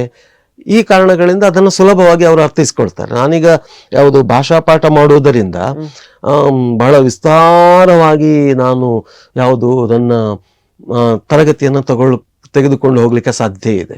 ಸಬ್ಜೆಕ್ಟ್ ಟೀಚಿಂಗ್ ಮಾಡುವಾಗ ನಿರ್ದಿಷ್ಟವಾಗಿ ಸಬ್ಜೆಕ್ಟ್ನ ಒಳಗೆ ಇರಬೇಕಾಗ್ತದೆ. ಈಗ ಭಾಷಾ ತರಗತಿಗಳು, ಲ್ಯಾಂಗ್ವೇಜ್ ತರಗತಿಗಳು ಅಂತ ಹೇಳಿದ್ರೆ ಹಾಗಲ್ಲ, ಇಡೀ ಜಗತ್ತನ್ನು ಸುತ್ತಿ ಬರ್ಬೋದು ಒಂದು ಕ್ಲಾಸಿನ ಒಳಗೆ. ಆ ತರ ಇರ್ತದೆ ಅದು. ಯಾಕೆ ಅಂತ ಹೇಳಿದ್ರೆ ಎಲ್ಲ ವಿಷಯಗಳು ಬರ್ತದೆ. ಒಂದು ಪಾಠ ಅಂತ ಹೇಳಿದ್ರೆ ಏನು, ಒಂದು ಲ್ಯಾಂಗ್ವೇಜ್ನ ಪಾಠ ಅಂತ ಹೇಳಿದ್ರೆ ಅದು ನಮ್ಮ ಜೀವನವನ್ನೇ ಹೇಳುವಂಥದ್ದು. ಒಂದು ಕತೆ ಇರ್ಬೋದು, ಒಂದು ಕವಿತೆ ಇರ್ಬೋದು, ಅಥವಾ ಒಂದು ನಾಟಕದ ಸನ್ನಿವೇಶ ಇರ್ಬೋದು, ಅಥವಾ ಒಂದು ಪ್ರಹಸನ ಇರ್ಬೋದು, ಅಥವಾ ಒಂದು ಯಾವುದು ಲಘು ಬರಹಗಳಿರ್ಬೋದು ಅಥವಾ ವೈಚಾರಿಕ ಬರಹಗಳಿರ್ತದೆ, ಎಲ್ಲ ಇರುವುದು ಏನು ನಮ್ಮ ಬದುಕಿಗೆ ಅನ್ವಯಿಸಿಕೊಂಡು ಇರುವುದು. ಹಾಗಾಗಿ ಬದುಕಿಗೆ ಅನ್ವಯಿಸಿಕೊಂಡಿರುವಾಗ ನಾವು ಆ ಪಾಠದಲ್ಲಿ ಎಷ್ಟು ಹೇಳಿದ್ದಾರೆ ಅಷ್ಟಕ್ಕೇ ಸೀಮಿತವಾಗಿದ್ರೆ ಅದು ಚೆನ್ನಾಗಿರುವುದಿಲ್ಲ. ಆ ಪಾಠದಿಂದ ಹೊರಗೆ ಬಂದು ಹೊರಗಿನ ನೆಲೆಯಲ್ಲಿ ವಿಷಯಗಳು ಹೊರಗೂ ಹೀಗಿದೆ ಅಥವಾ ಜಗತ್ತಿನಲ್ಲಿ ಹೀಗೆಲ್ಲ ನಡೆಯುತ್ತೆ ವಿಷಯವನ್ನು ಇನ್ನಷ್ಟು ಅಗಲವಾಗಿ ನಾವು ಕೊಂಡೋಗ್ಬಹುದು. ಮಕ್ಕಳಿಗೆ ಈ ತರ ಬೇರೆ ಬೇರೆ ಉದಾಹರಣೆಗಳನ್ನು ಕೊಟ್ಟು, ಜಗತ್ತಿನ ಸುತ್ತಮುತ್ತಲ ಎಲ್ಲ ಅನೇಕ ಉದಾಹರಣೆಗಳನ್ನು ಕೊಟ್ಟು ಲ್ಯಾಂಗ್ವೇಜ್ ತರಗತಿಗಳನ್ನು ನಾವು ಮಾಡಲಿಕ್ಕೆ ಸಾಧ್ಯ ಇದೆ. ಹಾಗಾಗಿ ವಿದ್ಯಾರ್ಥಿಗಳು ಹೆಚ್ಚು ನಾನು ಗಮನಿಸಿಕೊಂಡಾಗ ಲ್ಯಾಂಗ್ವೇಜ್ ತರಗತಿಗಳು ಬಹಳ ಇಷ್ಟ ಆಗ್ತದೆ. ಯಾಕೆ ಅಂತ ಹೇಳಿದ್ರೆ ಅಲ್ಲಿ ಕೇವಲ ಪ್ರಾಯೋಗಿಕವಾದ ನೆಲೆಯ ವಿಷಯಗಳು ಮಾತ್ರ ಇರುವುದಿಲ್ಲ, ಅಲ್ಲಿ ಇಡೀ ಬದುಕಿನ ಎಲ್ಲ ವಿಚಾರಗಳು ಇರ್ತದೆ ಅನ್ನುವುದು ಅವರಿಗೆ ಗೊತ್ತು. ಮತ್ತೆ ಅದು ಕಥೆಯ ಮೂಲಕ, ಕವಿತೆಯ ಮೂಲಕ, ಹಾಸ್ಯದ ಮೂಲಕ ಹೀಗೆಲ್ಲ ಇರ್ತದೆ ಅನ್ನುವುದು ಗೊತ್ತು. ಹಾಗಾಗಿ ಒಂದು ರೀತಿಯಲ್ಲಿ ಅಂಥದನ್ನ ಕೇಳ್ತಾ ಕೇಳ್ತಾ ಕೇಳ್ತಾ ಮಕ್ಕಳು ರಿಲ್ಯಾಕ್ಸ್ ಮೂಡಿಗೆ ಬರುವಂತ ಒಂದು ಸಾಧ್ಯತೆಯೂ ಲ್ಯಾಂಗ್ವೇಜ್ ತರಗತಿಗಳಲ್ಲಿ ನಡೆಯುತ್ತೆ. ಹಾಗಾಗಿ ಮಕ್ಕಳು ಲ್ಯಾಂಗ್ವೇಜ್ ತರಗತಿಗಳನ್ನು ಬಹಳಷ್ಟು ಇಷ್ಟಪಡ್ತಾರೆ. ಅದು ನಮ್ಮ ಎಲ್ಲ ಕಡೆಯೂ ಅದು ಇಂಗ್ಲೀಷ್ ಇರ್ಬೋದು, ಹಿಂದಿ ಇರ್ಬೋದು ಅಥವಾ ಕನ್ನಡವೇ ಇರ್ಬೋದು. ನಾನೀಗ ಕನ್ನಡ ಟೀಚ್ ಮಾಡುವಂಥದ್ದು. ಆ ಎಲ್ಲ ಲ್ಯಾಂಗ್ವೇಜ್ ಪಠ್ಯಗಳಲ್ಲಿ ಬರುವ ವಿಷಯಗಳು ತಿಳಿಸುವುದು ಬದುಕನ್ನು. ಹಾಗಾಗಿ ಅದು ನಮಗೆ ಹತ್ತಿರ ಆಗುತ್ತೆ. ಒಂದು ಸಬ್ಜೆಕ್ಟ್ ಅಂತ ಹೇಳಿದ್ರೆ ತೀರಾ ಬದುಕಿಗೆ ಹತ್ತಿರ ಆಗಿರೋದಿಲ್ಲ. ಈಗ ಒಂದು ಕತೆ ಅಂತ ಹೇಳಿದ್ರೆ ಅದು ಎಲ್ಲಿ ನಡೆದು ನಮ್ಮ ಬದುಕಿನಲ್ಲೇ ನಡೆದ ಕತೆ. ಅದು ಒಂದು ಕವಿತೆ ಅಂತ ಹೇಳಿದ್ರೆ ನಮ್ಮ ಸಮಾಜದ ಸುತ್ತಮುತ್ತವೇ ನಡೆದಂಥ ಘಟನೆಗಳನ್ನು ಅವಲಂಬಿಸಿಕೊಂಡಿರ್ತದೆ. ನಾಟಕ ಅಂತ ಹೇಳಿದ್ರು ಹಾಗೆ ಅಲ್ವಾ. ಹಾಗಾಗಿ ನಮ್ಮ ಲೈಫೇ ಯಾವುದರಲ್ಲಿ ಇರ್ತದೆ, ಲ್ಯಾಂಗ್ವೇಜ್ ಪಠ್ಯಗಳಲ್ಲಿ ಇರ್ತದೆ. ಹಾಗಾಗಿ ಅದು ಮಕ್ಕಳಿಗೂ ಆಪ್ತ ಆಗ್ತದೆ. ಮತ್ತು ಅದನ್ನು ನಾವು ವಿಶಾಲವಾಗಿ ಹೇಗೂ ಬೇಕಿದ್ರೂ ಅದನ್ನು ನಿರೂಪಿಸಿಕೊಂಡು ಹೋಗ್ಬೋದು. ಒಂದೀಗ ಕತೆ ಮಾಡುವಾಗ ಕೇವಲ ಆ ಕಥೆಯೊಳಗೆ ಅಲ್ಲ, ಕಥೆಯಿಂದ ಬೇರೆ ಬೇರೆ ಇತರ ಕಥೆಗಳನ್ನು ಉದಾಹರಣೆ ಕೊಡ್ಬೋದು, ಇತರ ಘಟನೆಗಳನ್ನು ಉದಾಹರಣೆ ಕೊಡ್ಬೋದು. ಅಥವಾ ನಮ್ಮೂರಿನಲ್ಲಿ ಇಂಥ ಒಂದು ಪಾತ್ರ ಇತ್ತು ಅಂತ ಆ ಪಾತ್ರವನ್ನ ನಾನು ಹೇಳ್ತಾ ಆ ನಮ್ಮೂರಿನ ಪಾತ್ರವನ್ನು ಹೇಳ್ಬೋದು. ಹೀಗೆ ಮಕ್ಕಳಿಗೆ ಅದು ಇಷ್ಟ ಆಗುತ್ತೆ ಅನ್ನುವಂಥದ್ದು. ಒಂದಲ್ಲ ಒಂದು ನೆನಪುಗಳು ಅಚ್ಚಳಿಯದಾಗಿ ಒಂದು ನೆನಪಿರ್ತದೆ ಅನ್ನುವಂಥದ್ದು. ಹಾಗಾಗಿ ನಾನು ಕೇಳೋದಾದ್ರೆ, ಈಗ ನಿಮ್ಮ ಒಂದು ಶಿಕ್ಷಕ ವೃತ್ತಿಯಲ್ಲಿ ಮರೆಯಲಾಗದ ಒಂದು ಘಟನೆ ಅಂತ ಇದ್ರೆ ಅದನ್ನ ಹಂಚಿಕೊಳ್ಳೋದಾದ್ರೆ. ನೀವು ಕೇಳಿದ್ದು ಒಳ್ಳೇದಾಯ್ತು. ಬಹಳ ನಂಗೆ ಖುಷಿ ಆಗ್ತಾ ಇದೆ. ಮರೆಯಲಾಗದ ಶಿಕ್ಷಕ ವೃತ್ತಿಯಲ್ಲಿ ಮರೆಯಲಾಗದ ಘಟನೆ ಅಂತ ಹೇಳಿದ್ರೆ, ನಾನು ಈಗಾಗಲೇ ಅದನ್ನ ಹೇಳಿದೆ. ನನಗೆ ಪ್ರೈಮರಿ ಶಾಲೆಯಲ್ಲಿದ್ದಾಗ ಪೂವಪ್ಪ ಮೇಷ್ಟ್ರು ಅನ್ನೋರು ಶಿಕ್ಷಕರಾಗಿದ್ದರು. ನನ್ನ ತಂದೆಗೆ ಆತ್ಮೀಯರಾಗಿದ್ದವರು ಅನ್ನೋದು. ಅವರು ನನ್ನನ್ನು ಬೆಳವಣಿಗೆಯಲ್ಲಿ ಮಹತ್ವದ ಪಾತ್ರ ಪ್ರಾಥಮಿಕ ಹಂತದಲ್ಲಿ ವಹಿಸಿದ್ರು ಅಂತ ಹೇಳಿ. ಮತ್ತೆ ಅವರು ಬ್ಯಾಂಕಿಂಗ್ ಕ್ಷೇತ್ರಕ್ಕೆ ಹೋದ್ರು. ಮತ್ತೆ ಊರಲ್ಲಿ ನಮಗೆ ಅವರು ಸಿಗ್ಲೇ ಇಲ್ಲ, ಎಷ್ಟೋ ವರ್ಷಗಳು ಸಿಗ್ಲಿಲ್ಲ. ನಾನು ಬೇರೆ ಬೇರೆ ಕಾಲೇಜಲ್ಲಿ ಉಪನ್ಯಾಸಕನಾಗಿ ಮತ್ತೆ ಕೆನರಾ ಪದವಿ ಪೂರ್ವ ಕಾಲೇಜಿಗೆ ಉಪನ್ಯಾಸಕನಾಗಿ ಬಂದ ನಂತರದಲ್ಲಿ ಒಂದಿನ ನಾನು ಮಧ್ಯಾಹ್ನ ಊಟ ಮಾಡಿಕೊಂಡು ಕಾಲೇಜಿಗೆ ನಾನು ಬರ್ತಾ ಇದ್ದೇನೆ. ಕಾಲೇಜಿನ ಗೇಟ್ ಹತ್ರ ನನಗೆ ಆ ಕಲಿಸಿದ ಪೂವಪ್ಪ ಮೇಷ್ಟ್ರು ಅವರು ನಿಂತ್ಕೊಂಡಿದ್ದಾರೆ. ನನಗೆ ಆಶ್ಚರ್ಯ ಆಯ್ತು ನೋಡಿ. ಸರ್ ಅಂತೇಳಿ ಅವರ ಕಾಲು ಮುಟ್ಟಿ ನಮಸ್ಕರಿಸಿದೆ. ಅವರು ನನ್ನನ್ನು ಆಶ್ಚರ್ಯದಿಂದ ನೋಡಿ, ನೀನೇನು ಇಲ್ಲಿ ಬಂದಿದ್ದೀಯಾ ಅಂತ. ಕೆನರಾ ಕಾಲೇಜಿನಲ್ಲೇ ಇದು ಗೇಟ್ ಹತ್ರ. ನೀನೇನು ಇಲ್ಲಿ ಬಂದಿದ್ದೀಯಾ? ನಾನಿಲ್ಲಿ ಉಪನ್ಯಾಸಕನಾಗಿದ್ದೇನೆ ಸರ್ ಅಂತ ಹೇಳಿದೆ. ಹೌದಾ, ಆಗ್ಬೋದು ಮಾರ್ರೆ, ನೀನು ಹೌದು, ನೀವು ಸಿಗ್ಲಿಲ್ಲ ಇಷ್ಟು ವರ್ಷ, ನಾನು ಸಿಗ್ಲಿಲ್ಲ. ಬಹಳ ಸಂತೋಷ ಆಯ್ತು. ನೀವು ಯಾಕೆ ಇಲ್ಲಿ ಬಂದಿದ್ದೀರಿ ಸರ್ ಅಂತ ನಾನು ಅವರಲ್ಲಿ ಕೇಳಿದಾಗ ಅವರು ಹೇಳಿದ್ರು, ನನ್ನ ಮಗಳು ಇಲ್ಲಿ ಜಾಯಿನ್ ಆಗಿದ್ದಾಳೆ ನಿಮ್ಮ ಕಾಲೇಜಿಗೆ, PUCಗೆ ಅಂತ ಹೇಳಿದ್ಲು. ಹೌದಾ, ಹೆಸರೆಂಥದ್ದು? ಅವಳು ಕಾಲೇಜಿಗೆ ಬರ್ತಿದ್ದಾಳೆ ಈಗ ಅಂತ ಹೇಳಿದ್ರು. ಹೆಸರೆಂಥದ್ದು? ಹೆಸರು ಹೇಳಿದ್ರು, ಅವರ ಮಗಳ ಹೆಸರು. ನೋಡುವಾಗ ನನಗೆ ಅವಳೇ ವಿದ್ಯಾರ್ಥಿ, ನನಗೆ ಕಲಿಸಿದ ಗುರುವಿನ ಮಗಳು ನನಗೆ ಶಿಷ್ಯಾಗಿ ಬಂದಿರುವಂಥದ್ದು. ಇದು ಒಂದು ರೀತಿಯಲ್ಲಿ ಬಹಳ ಖುಷಿ ಆಯ್ತು ನನಗೆ. ಮರೆಯಲಾಗದ ಘಟನೆ ಇದು. ಇದೊಂದಾದ್ರೆ ಇನ್ನೊಂದು ಘಟನೆ ಏನು ಅಂತ ಹೇಳಿದ್ರೆ, ನನ್ನ ಮಗ ಅವ ಈಗ 2nd PUCಯಲ್ಲಿದ್ದಾನೆ. ಅವನು ನನಗೆ ಮಗನೂ ಹೌದು, ಈಗ ನನ್ನ ಶಿಷ್ಯನೂ ಹೌದು. 2nd PUCಯಲ್ಲಿ ನನ್ನ ವಿದ್ಯಾರ್ಥಿಯಾಗಿ ಶಿಷ್ಯನಾಗಿ ಇದ್ದಾನೆ. ಇದು ನನಗೊಂದು ತಂದೆಯಾದ ನನಗೆ ಒಂದು ಹೆಮ್ಮೆ. ಇದು ನನ್ನ ಮಗನು ನನಗೆ ಶಿಷ್ಯನಾಗಿದ್ದಾನಲ್ಲ, ಇದೆಲ್ಲ ನನಗೆ ಶಿಕ್ಷಕ ವೃತ್ತಿಯಲ್ಲಿ ಇದು ಬಹಳ ದೊಡ್ಡ ಮರೆಯಲಾಗದ 2 ಘಟನೆಗಳು. ಬಹಳ ಖುಷಿ ಆಯ್ತು ಇದೆಲ್ಲ. ಸರ್, ನಿಮ್ಮದೊಂದು ಕತೆ ಕವಿತೆ ಎಲ್ಲ ಪಠ್ಯ ಪುಸ್ತಕದಲ್ಲಿ ಆಡ್ ಆಗಿರುವಂತದ್ದು, ಇದ್ರ ಬಗ್ಗೆ ಹೇಳೋದಾದ್ರೆ ಎಷ್ಟು ಖುಷಿ ಇದೆ ಅಂತ. ನನ್ನ ಅದೇ ಕತೆ ಮತ್ತು ಕವಿತೆ ಇಂಥದ್ದೆಲ್ಲ ಪಠ್ಯಪುಸ್ತಕಗಳಲ್ಲೂ ಅದು ಸೇರಿಕೊಂಡಿದೆ. ವಿಶೇಷವಾಗಿ ನಂದು ಒಂದು ಕವನ ತುಳುವಿನ ಪಠ್ಯಪುಸ್ತಕದಲ್ಲಿ, ಈಗಿನ ತುಳು ಪಠ್ಯಪುಸ್ತಕ SSLC ವಿದ್ಯಾರ್ಥಿಗಳಿಗೆ ಇದೆ ಈ ಪಠ್ಯಪುಸ್ತಕ. ತುಳುವನ್ನ 6ನೇ ಕ್ಲಾಸಿಂದ ತೃತೀಯ ಭಾಷೆಯಾಗಿ ಈಗ ರಾಜ್ಯದಲ್ಲಿ ಬೇರೆ ಬೇರೆ, ಅದು ವಿಶೇಷವಾಗಿ ದಕ್ಷಿಣ ಕನ್ನಡದ ಶಾಲೆಗಳಲ್ಲಿ ಕಲಿಸ್ತಾ ಇದ್ದಾರೆ. ನಂದು 10ನೇ ತರಗತಿಯ ಪಠ್ಯಪುಸ್ತಕದಲ್ಲಿ ಒಂದು ಕಕ್ಕೆ ಯಾವಡು ಯಾನು ಅಂತ ಹೇಳುವಂತ ಒಂದು ಕವನ ಇದೆ. ಅದು ಒಂದು ಕವನ ಆ ಥರ ಪಠ್ಯಪುಸ್ತಕದಲ್ಲಿ ಸೇರಿದ್ರೆ, ಇನ್ನು ಫಸ್ಟ್ BComನ ಮಂಗಳೂರು ವಿಶ್ವವಿದ್ಯಾಲಯ BComನ ಫಸ್ಟ್ ಸೆಮಿಸ್ಟರ್ ತರಗತಿಗಳಿಗೆ ಒಂದು ಪಠ್ಯಪುಸ್ತಕ ಮಾಡಿದ್ರು. ಅದರಲ್ಲಿ ನಂದೊಂದು ಕವನವನ್ನು ಸೇರಿಸಿದ್ದಾರೆ. ಆ ಪಠ್ಯಪುಸ್ತಕದಲ್ಲಿ ತುಳುವಿನ ಕವಿತೆಗಳು, ಕನ್ನಡದ್ದು ಹೀಗೆಲ್ಲ ಸೇರಿಸ್ಕೊಂಡಿರುವುದರಿಂದ ನನ್ನ ತುಳುವಿನ ಕವಿತೆಯನ್ನು ಆಯ್ಕೆ ಮಾಡಿಕೊಂಡು ಎನ್ನ ನಲಿಕೆ ಅನ್ನುವಂಥ ಒಂದು ಒಳ್ಳೆಯ ಕವಿತೆಯನ್ನು ಆ ಪಠ್ಯಪುಸ್ತಕದಲ್ಲೂ BCom ವಿದ್ಯಾರ್ಥಿಗಳಿಗೆ ಮಂಗಳೂರು ವಿಶ್ವವಿದ್ಯಾಲಯ ಹಾಕ್ಕೊಂಡಿತ್ತು. ಮತ್ತೆ ಈ ಹಿಂದೆ ಮಂಗಳೂರು ವಿಶ್ವವಿದ್ಯಾಲಯದ ತುಳು ಡಿಪ್ಲೊಮಾ ಅಂತ ಹೇಳುವಂಥದ್ದಿತ್ತು, ಅದನ್ನು ಮಾಡ್ತಾ ಇದ್ರು. ಈಗ ಅದು ನಿಲ್ಲಿಸಿದ್ದಾರೆ ತುಳು ಡಿಪ್ಲೊಮಾವನ್ನು. ಆ ತುಳು ಡಿಪ್ಲೊಮಾದ ಪಠ್ಯಗಳಲ್ಲಿ ನನ್ನ ಕತೆ, ತುಳು ಡಿಪ್ಲೊಮಾ ಅಧ್ಯಯನ ಮಾಡುವಂಥ ವಿದ್ಯಾರ್ಥಿಗಳಿಗೆ ಕಥೆಯನ್ನು ಸೇರಿಸಿಕೊಂಡಿದ್ರು.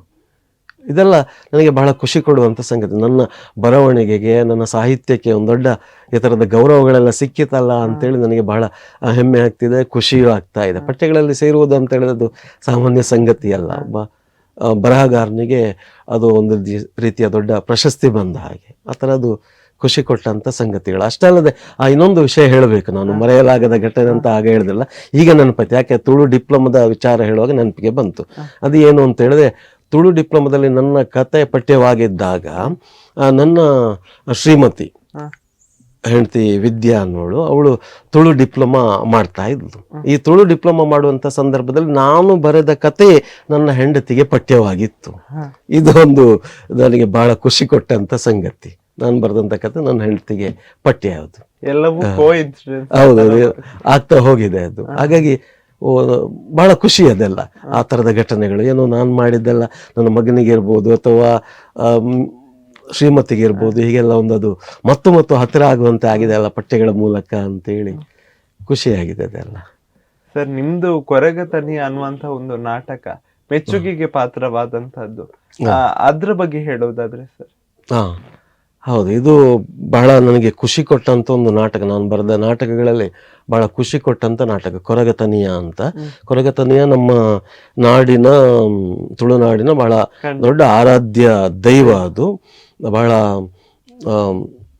ಇಲ್ಲದ ನೆಲೆಯಿಂದ ವರ್ಗದಿಂದ ಬಂದಂಥ ಒಬ್ಬ ವ್ಯಕ್ತಿ ದೈವವಾಗಿ ಇವತ್ತು ನಾಡಿನಾದ್ಯಂತ ಆರಾಧನೆಗೆ ಒಳಗಾಗುತ್ತಿರುವಂಥ ಒಂದು ಶಕ್ತಿ ಅದು. ಇದು ಹೇಗೆ ನನಗೆ ಆಸಕ್ತಿ ಬಂತು ಅಂತ, ನಾನು ಬಾಲ್ಯದಿಂದಲೇ ಭೂತ ಆರಾಧನೆಯ ಸಂಗತಿಗಳಿಗೆ, ನಾನು ಕೋಲ, ನೇಮ ಇಂಥವುಗಳಿಗೆಲ್ಲ ನಾನು ಹೋಗ್ತಾ ಇದ್ದೆ, ನೋಡ್ತಾ ಇದ್ದುದರಿಂದ ಅದೆಲ್ಲ ಒಂದು ರೀತಿ ಆಕರ್ಷಣೆ ಅದು.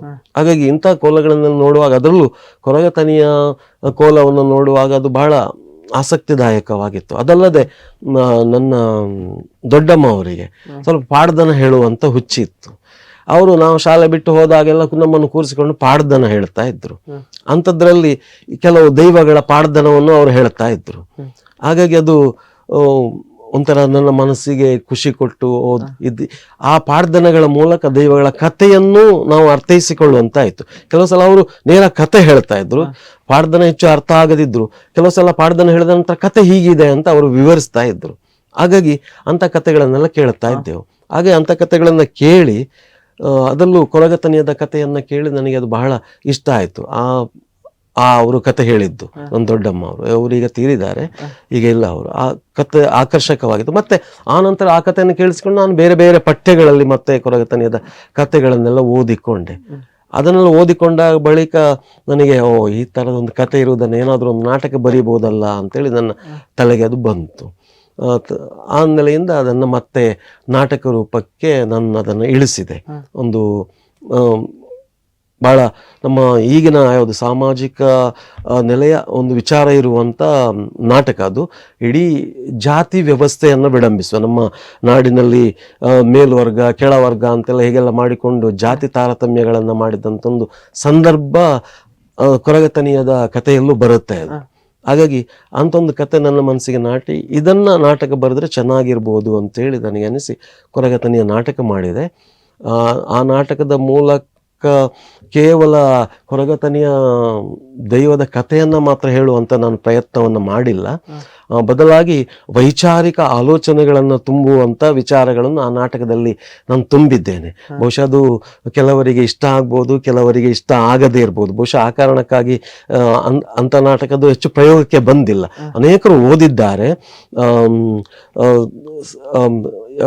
ಬೆಂಗಳೂರಿಂದ ವಿಶೇಷವಾಗಿ BT ಲಲಿತಾ ನಾಯಕ್, ಕನ್ನಡದ ಬಂಡಾಯದ ಸಾಹಿತಿ ಲೇಖಕಿ ಅಂತ ಅವರನ್ನು ಗುರುತಿಸ್ಕೊಳ್ತಾರೆ. ರಾಜಕಾರಣಿಯಾಗಿಯೂ ಇದ್ದವರು BT ಲಲಿತಾ ನಾಯಕ್. ಅವರು ಒಂದ್ಸಲ ಆ ಪುಸ್ತಕ ಸಿಕ್ಕಿ ಅದನ್ನು ಓದಿ ನನಗೆ ಫೋನ್ ಮಾಡಿದ್ರು. ಅದು ಬಹಳ ಚೆನ್ನಾಗಿದೆ, ಈ ಥರದ ಒಂದು ನಾಟಕ, ನಿಮ್ಮ ಕೊರಗತನಿಯನ ಬಂಡಾಯದ ಆಲೋಚನೆಗಳು ಬಹಳ ಚೆನ್ನಾಗಿ ಅದನ್ನು ನಾಟಕದ ಮೂಲಕ ನೀವು ರೂಪಿಸಿದ್ದೀರಿ ಅಂತೇಳಿ ನನಗೆ ಅವರು ಫೋನ್ ಮಾಡಿ ಬಹಳ ಅಭಿಮಾನದಿಂದ ಮಾತನಾಡಿದ್ರು. ಈ ಥರ ಇನ್ನೂ ಒಳ್ಳೆಯ ನಾಟಕಗಳನ್ನು ಬರೆಯಿರಿ ಅಂತ ನನಗೆ ಹೇಳಿದ್ರು. ಸಾರ್ಥಕ. ಮತ್ತೆ ಆ ನಾಟಕಕ್ಕೆ ಮುನ್ನುಡಿ ಬರೆದವರು ಬೇರೆ ಯಾರು ಅಲ್ಲ, ನನ್ನ ಗುರು, ಸ್ನಾತಕೋತ್ತರ ಪದವಿಯಲ್ಲಿ ಗುರುಗಳಾಗಿದ್ದಂಥ ಪ್ರೊಫೆಸರ್ BA ವಿವೇಕ್ ರೈ ಅವರು ಆ ನಾಟಕಕ್ಕೆ ಮುನ್ನುಡಿ ಬರೆದಿದ್ದಾರೆ. ನಾನು ಹೀಗೆ ಸರ್ ಹೀಗೆ ನಾಟಕ ಬರೆದೆ, ಒಂದು ಮುನ್ನುಡಿ ಬರೀರಿ ಅಂತೇಳಿ ಬಹಳ ಅಭಿಮಾನದಿಂದ ಒಪ್ಪಿಕೊಂಡು ಬಹಳ ಚೆನ್ನಾಗಿ ಆ ಇಡೀ ನಾಟಕವನ್ನು ವಿಶ್ಲೇಷಣೆ ಮಾಡುವ ರೀತಿಯ ಒಂದು ಬಹಳ ಚೆನ್ನಾಗಿ ಮುನ್ನುಡಿ ಬರೆದಿದ್ದಾರೆ. ಆ ನಾಟಕದ ಕೃತಿಯಲ್ಲಿ ಅದು ಇದೆ, ಆ ಮುನ್ನುಡಿ ಬಹಳ ಚೆನ್ನಾಗಿ ಅದರ ಬಗ್ಗೆ ಅಭಿಪ್ರಾಯ ಹೇಳಿದ್ದಾರೆ. ಹಾಗಾಗಿ ಮತ್ತೆ ಅವರು ಸಾಹಿತ್ಯ ಸಮ್ಮೇಳನದ ಒಂದು ಭಾಷಣದಲ್ಲೂ ಕೂಡ ನನ್ನ ನಾಟಕದ ವಿಷಯವನ್ನು ಪ್ರಸ್ತಾಪ ಮಾಡಿದರು. ಪ್ರೊಫೆಸರ್ BA ವಿವೇಕ್ ರೈ ದಕ್ಷಿಣ ಕನ್ನಡ ಜಿಲ್ಲಾ ಸಾಹಿತ್ಯ ಸಮ್ಮೇಳನ ಮಂಗಳೂರಿನಲ್ಲಿ ಆಗಿದ್ದಾಗ ಅದರ ಉದ್ಘಾಟನೆ ಮಾಡಿದರು. ಆ ಉದ್ಘಾಟನಾ ಭಾಷಣದಲ್ಲಿ ನನ್ನ ನಾಟಕದ ಪ್ರಸ್ತಾಪವನ್ನು ಮಾಡಿದ್ದಾರೆ ಅಂತ ಹೇಳಿದ್ರೆ ನನಗೆ ಅದು ಆನಂದ, ಅದು ಹೇಳತ್ತೀರದ್ದು. ಈ ಥರ ಒಂದು ನಾಟಕ ಇದೆ ಅಂತ ಹೇಳುವಂಥದ್ದನ್ನು ಅವ್ರು ಪ್ರಸ್ತಾಪ ಮಾಡಿ, ಹಾಗಾಗಿ ಆ ಥರದ ಒಂದು ಒಳ್ಳೆಯ ವೈಚಾರಿಕ ನಾಟಕವನ್ನು ನಾನು ನೀಡಿದ್ದೇನೆ ಅನ್ನೋದಕ್ಕೆ ನನಗೆ ಖುಷಿ ಇದೆ. ಅದಕ್ಕೆ ಯಾವುದೇ ಪ್ರಶಸ್ತಿಗಳು ಬರಲಿಲ್ಲ. ನಾನು ಪ್ರಶಸ್ತಿ ಬರಲಿ ಅಂತೇಳಿ ಬರ್ದದ್ದು ಅಲ್ಲ. ಕೆಲವು ಸಲ ಇಂಥ ವೈಚಾರಿಕತೆಗಳನ್ನು ತುಂಬಿದಾಗ ಅದು ಕೆಲವರಿಗೆ ಇಷ್ಟ ಆಗ್ತದೆ, ಇಷ್ಟ ಆಗೋದಿಲ್ಲ. ಹಾಗಾಗಿ ಬಹುಶಃ ಪ್ರಶಸ್ತಿಗಳು ಬರಲಿಲ್ಲ ಅಂತ ನನಗೆ ಅನ್ನಿಸಿದೆ. ಒಂದಿಬ್ಬರು ನನಗೆ ಹೇಳಿದರು, ನಿಮ್ಮ ನಾಟಕ ಪ್ರಶಸ್ತಿ ಇದಕ್ಕೆ ಬಂದಿತ್ತು, ನಿಮ್ಮ ನಾಟಕಕ್ಕೆ ಬರಬೇಕಿತ್ತು ಪ್ರಶಸ್ತಿ, ಆದರೆ ಬರಲಿಲ್ಲ. ಅದರ ಹಿಂದೆ ಕೆಲವೆಲ್ಲ ಹುನ್ನಾರಗಳು ಇರ್ತದೆ, ಅದೆಲ್ಲ ನಮಗೆ ಹೇಳಲಿಕ್ಕೆ ಆಗುದಿಲ್ಲ. ಪ್ರಶಸ್ತಿ ಬರಲಿ ಬರದೇ ಇರಲಿ, ನಮ್ಮ ಕೆಲಸ ನಾವು ಮಾಡ್ತಾ ಇರುವಂಥದ್ದು ಅಂತೇಳಿ ನಾನು ಈಗಲೂ ಬರೀತಾ ಇದ್ದೇನೆ. ಹೀಗೆ ಸಾಹಿತ್ಯದ ಕೆಲಸವು ಜೊತೆಗೆ ಅಧ್ಯಾಪನದ ಕೆಲಸವು ನಂದು ಸಾಗ್ತಾ ಇದೆ. ಸರ್, ಈಗ ಕೇಳೋದಾದ್ರೆ ಹೇಗೆ ಮ್ಯಾನೇಜ್ ಮಾಡ್ತೀರಾ ಅಂತ? ಒಂದು ಕಡೆಯಲ್ಲಿ ಟೀಚಿಂಗ್ ಪ್ರೊಫೆಷನ್, ಸಂಘ ಸಂಸ್ಥೆಗಳಲ್ಲಿ ನಿರಂತರವಾಗಿ ತೊಡಗಿಸಿಕೊಳ್ಳುವಂಥದ್ದು, ಅದ್ರ ಜೊತೆಗೆ ಈ ಪುಸ್ತಕಗಳನ್ನೆಲ್ಲ ಬರೆಯುವಂಥದ್ದು, ಪ್ರಕಟ ಮಾಡುವಂಥದ್ದು, ಹೇಗೆ ನಿಭಾಯಿಸ್ತೀರಾ ಅಂತ? ಅದೇ ಈ ತರ ಅದೇ ಸಮಯ ಸ್ವಲ್ಪ ನಮಗೆ ಬಹಳ ಇಲ್ಲಿಯ ಅಧ್ಯಾಪನದ ಕೆಲಸಗಳು ಆಗ್ಬೇಕು, ಕಾಲೇಜಿನ ಕೆಲಸಗಳು ಆಗ್ಬೇಕೆಲ್ಲ ಒತ್ತಡ ಅನಿಸ್ತದೆ. ಆದ್ರೂ ಕೂಡ ಸಿಕ್ಕ ಸಮಯ ಅದನ್ನ ಬೇರೆ ಯಾವುದಕ್ಕೂ ವಿನಿಯೋಗಿಸದೆ, ದುರುಪಯೋಗ ಪಡಿಸಿಕೊಳ್ಳದೆ ಇದ್ದದ್ರಲ್ಲೇ ಹೊಂದಿಸಿಕೊಂಡು ಹೋಗುವಂತ ಒಂದು. ಮತ್ತೆ ಈಗೀಗ ಸ್ವಲ್ಪ ನಿದ್ದೆಯೂ ಕಡಿಮೆ ಆಗಿದೆ. ಹಾಗಾಗಿ ಸ್ವಲ್ಪ ಆ ಅವಧಿಯನ್ನೆಲ್ಲ ನಿದ್ದೆ ಕಡಿಮೆ ಮಾಡ್ತೇವೆ. ನಾವು ಮಲಗುವಾಗಲೇ ಸಾಧಾರಣ ಸುಮಾರು ರಾತ್ರಿ 1 ಗಂಟೆ ಹತ್ರ ಆಗ್ತದೆ.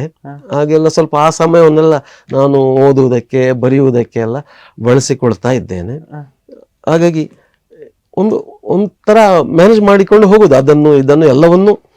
ಅದು ಒಂದು ಉತ್ಸಾಹ, ಅದು ಅಷ್ಟೇ. ಆ ಉತ್ಸಾಹ ಇದ್ರೆ ಮಾತ್ರ ಆ ತರ ಮ್ಯಾನೇಜ್ ಮಾಡಿಕೊಂಡು ಹೋಗ್ಬೋದು. ಉತ್ಸಾಹ ಇಲ್ಲ ಅಂತ ಹೇಳಿದ್ರೆ ಇದೇ ನನಗೆ ಕಷ್ಟ ಆಗ್ತಿದೆ, ಇದು ಬೇಡಪ್ಪ ಅಂತ ಅನ್ನಿಸ್ಬಿಡ್ತದೆ.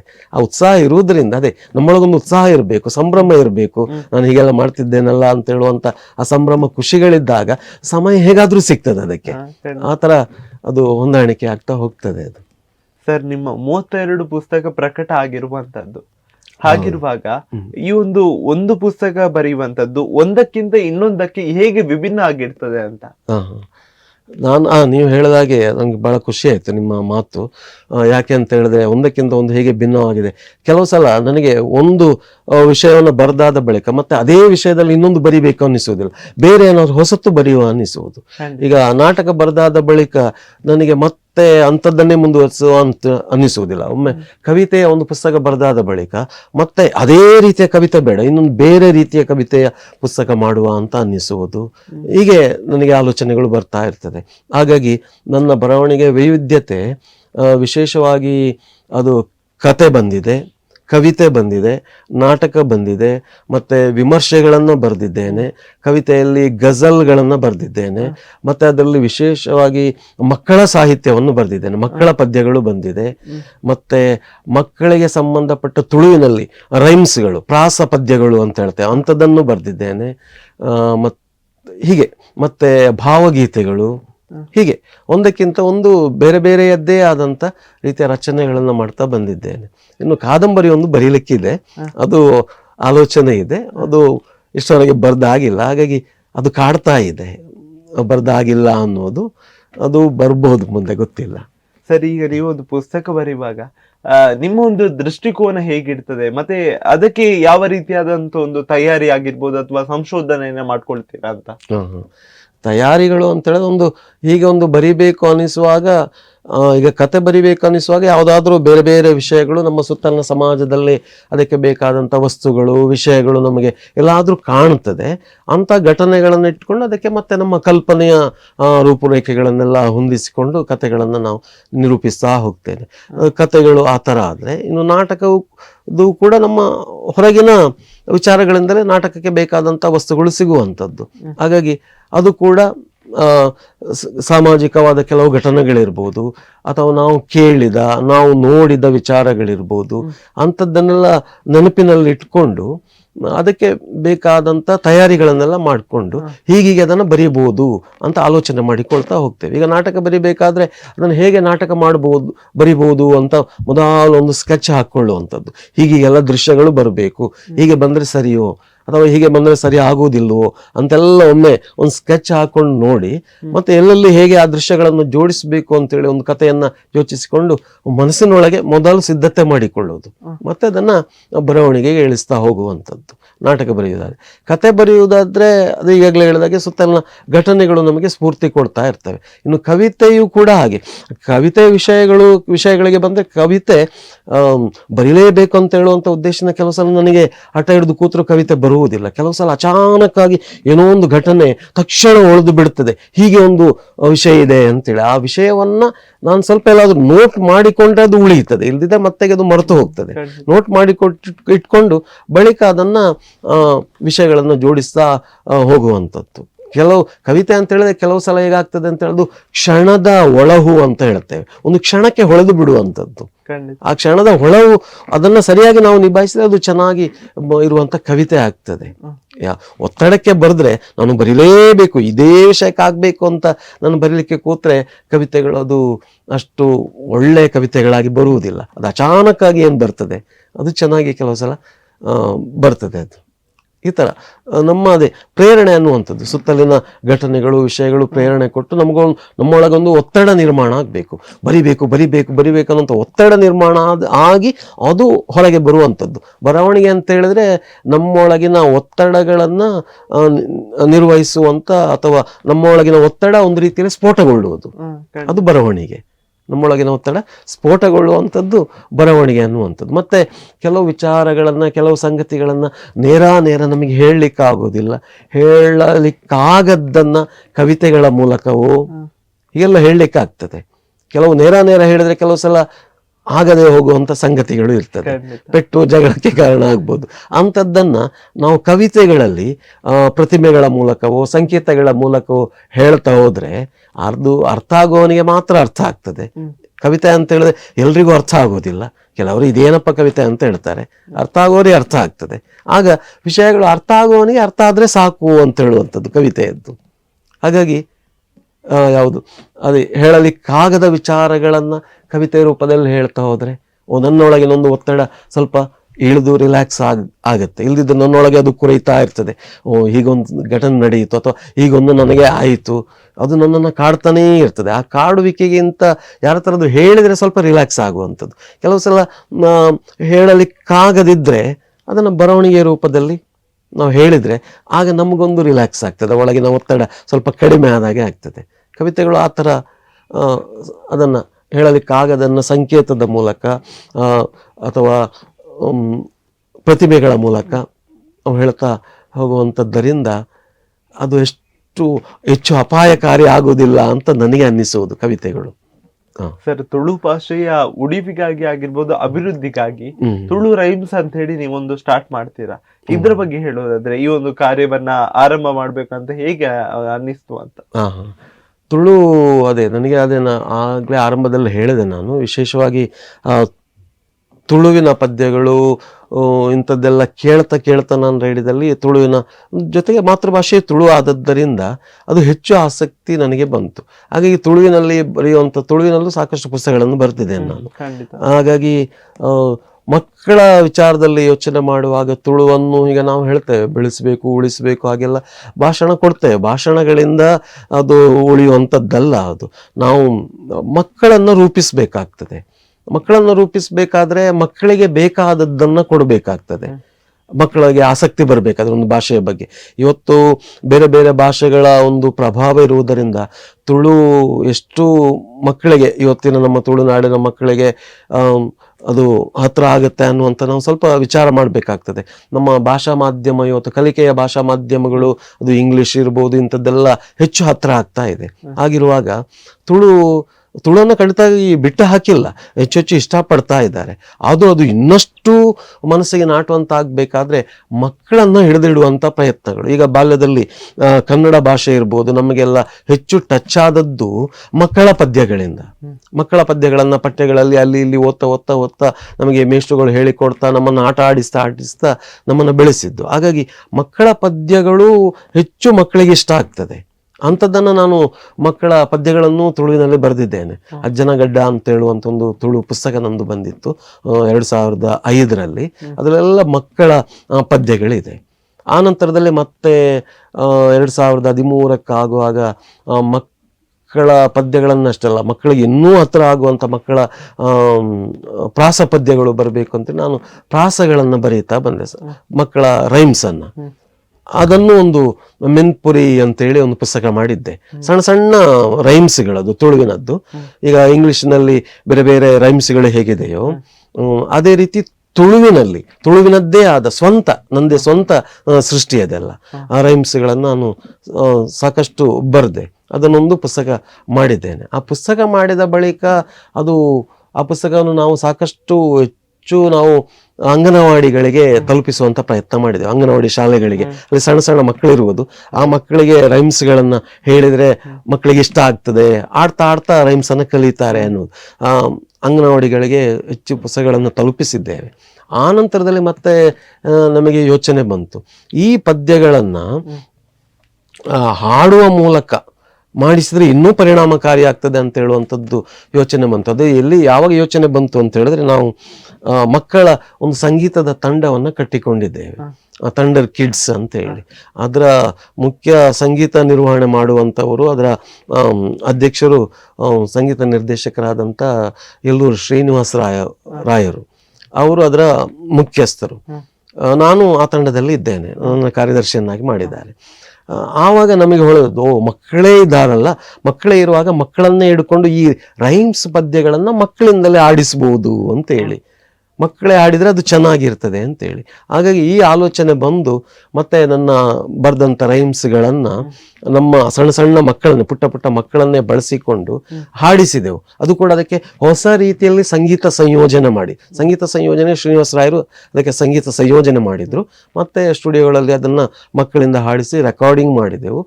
ಅಷ್ಟಕ್ಕೆ ಬಿಟ್ಟರೆ ಆಗ್ಲಿಕ್ಕಿಲ್ಲ, ಕೇವಲ ಪದ್ಯಗಳನ್ನು ಬಿಟ್ಟರೆ ಆಗ್ಲಿಕ್ಕಿಲ್ಲ. ಈಗ ದೃಶ್ಯ ಮಾಧ್ಯಮ ಹೆಚ್ಚು ಪರಿಣಾಮಕಾರಿಯಾಗಿದ್ದರಿಂದ ಅದನ್ನು ನಾವೇನು ಮಾಡಿದೆವು, ದೃಶ್ಯಕ್ಕೆ ಅದನ್ನು ಅಳವಡಿಸಿದ್ದೆವು. ನಾವೇ ಕ್ಯಾಮರಾ ಹಿಡ್ಕೊಂಡು, ನನ್ನ ಶ್ರೀಮತಿ ವಿಶೇಷವಾಗಿ ಕ್ಯಾಮರಾ ಹಿಡ್ಕೊಂಡು ಎಲ್ಲ ಮಕ್ಕಳ ಹಾಡುಗಳನ್ನು ಆಡಿದ ಬಳಿಕ ಆ ಸನ್ನಿವೇಶಗಳಿಗೆ ಬೇಕಾದಂಥ ದೃಶ್ಯಗಳನ್ನು ಚಿತ್ರೀಕರಣ ಮಾಡ್ತಾ ಬಂತು. ಮತ್ತೆ ನನ್ನ ಶ್ರೀಮತಿ ಅದನ್ನೆಲ್ಲ ಎಡಿಟಿಂಗ್ ಮಾಡಿ ನಾವೇ ಅದನ್ನು ಯೂಟ್ಯೂಬ್ಗಳಲ್ಲೆಲ್ಲ ಅಪ್ಲೋಡ್ ಮಾಡಿದ್ದೆ. ಅದು ಸಾಕಷ್ಟು ಓಡಿದೆ ತುಳು ಮಕ್ಕಳ ರೈಮ್ಸ್ಗಳು. ಹಾಗಾಗಿ ಇನ್ನೂ ಅದನ್ನು ಕೆಲವನ್ನೆಲ್ಲ ಮಾಡಬೇಕು ಅಂತ ಹೇಳುವಂಥ ಆಲೋಚನೆ ಇದೆ. ಯಾಕೆಂತ ಹೇಳಿದ್ರೆ ಅದನ್ನು ಕೆಲವರೆಲ್ಲ ಆ ಮಕ್ಕಳ ಪದ್ಯಗಳನ್ನು ಕೇಳಿದ ಪುಟ್ಟ ಪುಟ್ಟ ಮಕ್ಕಳ ತಂದೆ ತಾಯಿಗಳು ನಮಗೆ ಫೋನ್ ಮಾಡಿ ಹೇಳಿದ್ದಾರೆ, ನೋಡಿ ನೋಡಿ ನಮ್ಮ ಮಕ್ಕಳು ನಿಮ್ಮ ಪದ್ಯ ರೈಮ್ಸ್ ಪದ್ಯಗಳನ್ನೇ ಇಷ್ಟಪಡ್ತಿದ್ದಾರೆ ಅಂತೇಳಿ ಫೋನ್ ಮಾಡಿ ವಿಡಿಯೋದ ಮೂಲಕನೇ ಮಕ್ಕಳು ಅದನ್ನೇ ಟಿ ವಿಯಲ್ಲಿ ಹಾಕೊಂಡು ನೋಡುವಂಥ ದೃಶ್ಯಗಳನ್ನು ನಮಗೆ ತೋರಿಸಿದ್ದಾರೆ. ಆಗ ಭಾಳ ಖುಷಿ ಆಯಿತು, ಮಕ್ಕಳು ಇದನ್ನು ಇಷ್ಟಪಡ್ತಾರೆ. ಸಣ್ಣ ಸಣ್ಣ ಮಕ್ಕಳು ಆ ರೈಮ್ಸ್ ಪದ್ಯಗಳ ದೃಶ್ಯಗಳನ್ನು ನೋಡ್ತಾ ನೋಡ್ತಾ ಅವರೇ ಕುಣಿಯೋದು ಹಾಡುವುದೆಲ್ಲ ಮನೆಯಲ್ಲಿ ಮಾಡ್ತಿದ್ದಾರೆ ಅಂತೇಳಿ ಅದನ್ನು ಹೆತ್ತವರು ನಮಗೆ ವಿಡಿಯೋದ ಮೂಲಕನೇ ತೋರಿಸಿದ್ದಾರೆ. ಕೆಲವರೆಲ್ಲ ನೋಡಿ ನಿಮ್ಮ ಅಪ್ಪ ಪದ್ಯಗಳನ್ನು ಇಷ್ಟಪಟ್ಟಿದ್ದಾರೆ ಅಂತೇಳಿ ಅದು ನಮಗೆ ಬಹಳ ಖುಷಿ ಆಯಿತು. ಮಕ್ಕಳಿಗೆ ಈ ಥರ ಒಂದು ಭಾಷೆಯನ್ನು ನಾವು ಈ ಥರ ತಲುಪಿಸಬಹುದು ಅಂತ ಹೇಳೋದಕ್ಕೆ ಇದೊಂದು ಉದಾಹರಣೆ. ರೈಮ್ಸ್ಗಳ ಮೂಲಕ ಅದು ಹೆಚ್ಚು ಆಸಕ್ತಿ ಹುಟ್ಟಿಸ್ತದೆ ಅಂಥದ್ದನ್ನು ಇನ್ನೂ ಮಾಡಬೇಕು ಅಂತ ಇದೆ, ಪ್ಲ್ಯಾನ್ ಆಗ್ತಾ ಇದೆ ನಮ್ಮದು. ಮತ್ತೆ ಸರ್, ಕಾರ್ಯಕ್ರಮದ ಕಡೆಯಲ್ಲಿ ಈ ಒಂದು ಮುಂಬರುವ ಶಿಕ್ಷಕರಿಗೆ ಆಗಿರ್ಬೋದು ಅಥವಾ ಬರಹಗಾರರಿಗೆ ಆಗಿರ್ಬೋದು, ಸಾಹಿತ್ಯಾಸಕ್ತರಿಗೆ ಏನೊಂದು ಕಿವಿ ಮಾತನ್ನ ಹೇಳಿಕೆ ಬಯಸ್ತೀರಾ ಅಂತ? ಶಿಕ್ಷಕರಿಗೆ ಮತ್ತು ಸಾಹಿತ್ಯಾಸಕ್ತರಿಗೆ, ಶಿಕ್ಷಕರಿಗೆ ಅಂತೇಳಿ ವಿಶೇಷವಾಗಿ ಶಿಕ್ಷಕರಿಗೆ ಹೇಳುವಂಥದ್ದು ಏನಿಲ್ಲ, ಎಲ್ಲರೂ ಚೆನ್ನಾಗಿ ಪಾಠ ಮಾಡ್ತಾರೆ. ಆದರೂ ನಾನು ಹೇಳುವಂಥದ್ದು ಅಂತೇಳಿ ತರಗತಿಯಲ್ಲಿ ಹೆಚ್ಚು ನಾವು ಅಧ್ಯಯನ ಮಾಡಿಕೊಂಡು ತರಗತಿಗಳಿಗೆ ಹೋಗುವಂಥದ್ದು, ಮತ್ತು ಆದಷ್ಟು ಖುಷಿಯಿಂದ ತರಗತಿಯೊಳಗೆ ನಮ್ಮ ಪಾಠಗಳನ್ನು ನಾವು ಪ್ರಸ್ತುತಪಡಿಸಬೇಕು. ಅದು ಮಕ್ಕಳಿಗೆ ಬಹಳ ಪರಿಣಾಮಕಾರಿಯಾಗಿ ಹತ್ತಿರ ಆಗ್ತದೆ. ನಾವು ಕೇವಲ ಸಪ್ಪೆ ಮುಖ ಮಾಡಿಕೊಂಡು ಕ್ಲಾಸಲ್ಲಿ ಇದ್ದ ವಿಷಯವನ್ನು ಓದರ್ತಾ ಹೋದರೆ ಅದು ಮಕ್ಕಳಿಗೆ ಅಷ್ಟು ಇಷ್ಟ ಆಗೋದಿಲ್ಲ.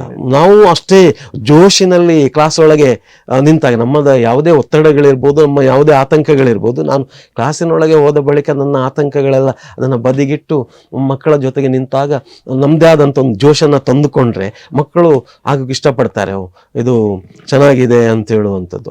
ನಾವು ಹೇಳುವಂಥ ವಿಷಯಗಳು ಕೂಡ ಒಳ್ಳೊಳ್ಳೆ ವಿಷಯಗಳಾಗ ಬರ್ತದೆ. ನಾವೇ ಖುಷಿಯಿಂದ ಇದ್ದರೆ, ನಾವೇ ಸಪ್ಪೆ ಮುಖ ಮಾಡಿ ನಿಂತರೆ ಅದು ವಿಷಯಗಳು ನಮ್ಮಿಂದ ಬಿದ್ದು ಹೋಗ್ತದೆ. ಹಾಗಾಗಿ ಒಂದು ರೀತಿಯಲ್ಲಿ ಮಕ್ಕಳ ಮುಂದೆ ನಿಲ್ಲುವಾಗ ನಾವು ಹೆಚ್ಚು ಅಧ್ಯಯನ ಮಾಡಿಕೊಂಡು ಮತ್ತು ಹೆಚ್ಚು ಖುಷಿಯಿಂದ ನಾವು ಮಕ್ಕಳ ಮುಂದೆ ನಿಂತು ಪಾಠ ಮಾಡೋದು ಅದು ಬಹಳ ಒಳ್ಳೆಯದು ಅನ್ನುವಂಥದ್ದು. ಇನ್ನು ಸಾಹಿತ್ಯ ಕ್ಷೇತ್ರದ ವಿಚಾರಕ್ಕೆ ಬಂದರೆ, ಸಾಹಿತ್ಯದ ಬೆಳವಣಿಗೆ ಇವತ್ತು ಬಹಳ ಒಳ್ಳೆಯ ರೀತಿಯಲ್ಲಿ ನಡೀತಾ ಇದೆ. ಇವತ್ತು ಸಾಕಷ್ಟು ವೈವಿಧ್ಯಮಯವಾದ ಯಾವುದು ಮಾಧ್ಯಮಗಳು ಬಂದಿದೆ, ದೃಶ್ಯ ಮಾಧ್ಯಮಗಳು ಬಂದಿದೆ. ಅದರ ಮೂಲಕ ಸಾಹಿತ್ಯ ಪ್ರಕಟ ಆಗ್ತಿದೆ, ವಾಟ್ಸಪ್ಗಳ ಮೂಲಕ ಸಾಹಿತ್ಯ ಪ್ರಸಾರ ಆಗ್ತಾ ಇದೆ. ಹಾಗಂತ ಕೇವಲ ಇದ್ದದ್ದನ್ನು ಸಿಕ್ಕಿದ್ದನ್ನು ಬರೆದು ಹಾಕುವಂಥದ್ದಲ್ಲ ಅನ್ನುವಂಥ ಒಂದು ಎಚ್ಚರಿಕೆ ನಮ್ಮೊಳಗೆ ಇರಬೇಕಾಗ್ತದೆ. ಇವತ್ತೇನಾಗ್ತದೆ, ನಾನು ಕೆಲವು ಗಮನಿಸಿದಾಗೆ ತಮಗೆ ತಿಳಿದಾಗೆ ಬೇಕಾಬಿಟ್ಟಿಯಾಗಿ ಬರೆದಾಕ್ತಾರೆ. ಇದೇ ಕವಿತೆ ಅಂತ ಹೇಳುವಂಥದ್ದು ಕೆಲವರ ತಲೆಯೊಳಗೆ ಹೋಗಿದೆ. ಇದೇ ಕಾವ್ಯ ಅಂತೇಳಿ, ಕಾವ್ಯ ಅಂತ ಹೇಳಿದ್ರೆ ಅಷ್ಟು ಸುಲಭದಲ್ಲಿ ಅದು ರೂಪುಗೊಳ್ಳುವುದಿಲ್ಲ. ಅದಕ್ಕೆ ಅದರದ್ದೇ ಆದಂಥ ಒಂದು ಶೈಲಿ, ಅದಕ್ಕಂಥ ಕಾವ್ಯ ಹೀಗೇ ಇರಬೇಕು ಅಂತ ಹೇಳಲಿಕ್ಕೂ ಸಾಧ್ಯ ಇಲ್ಲ.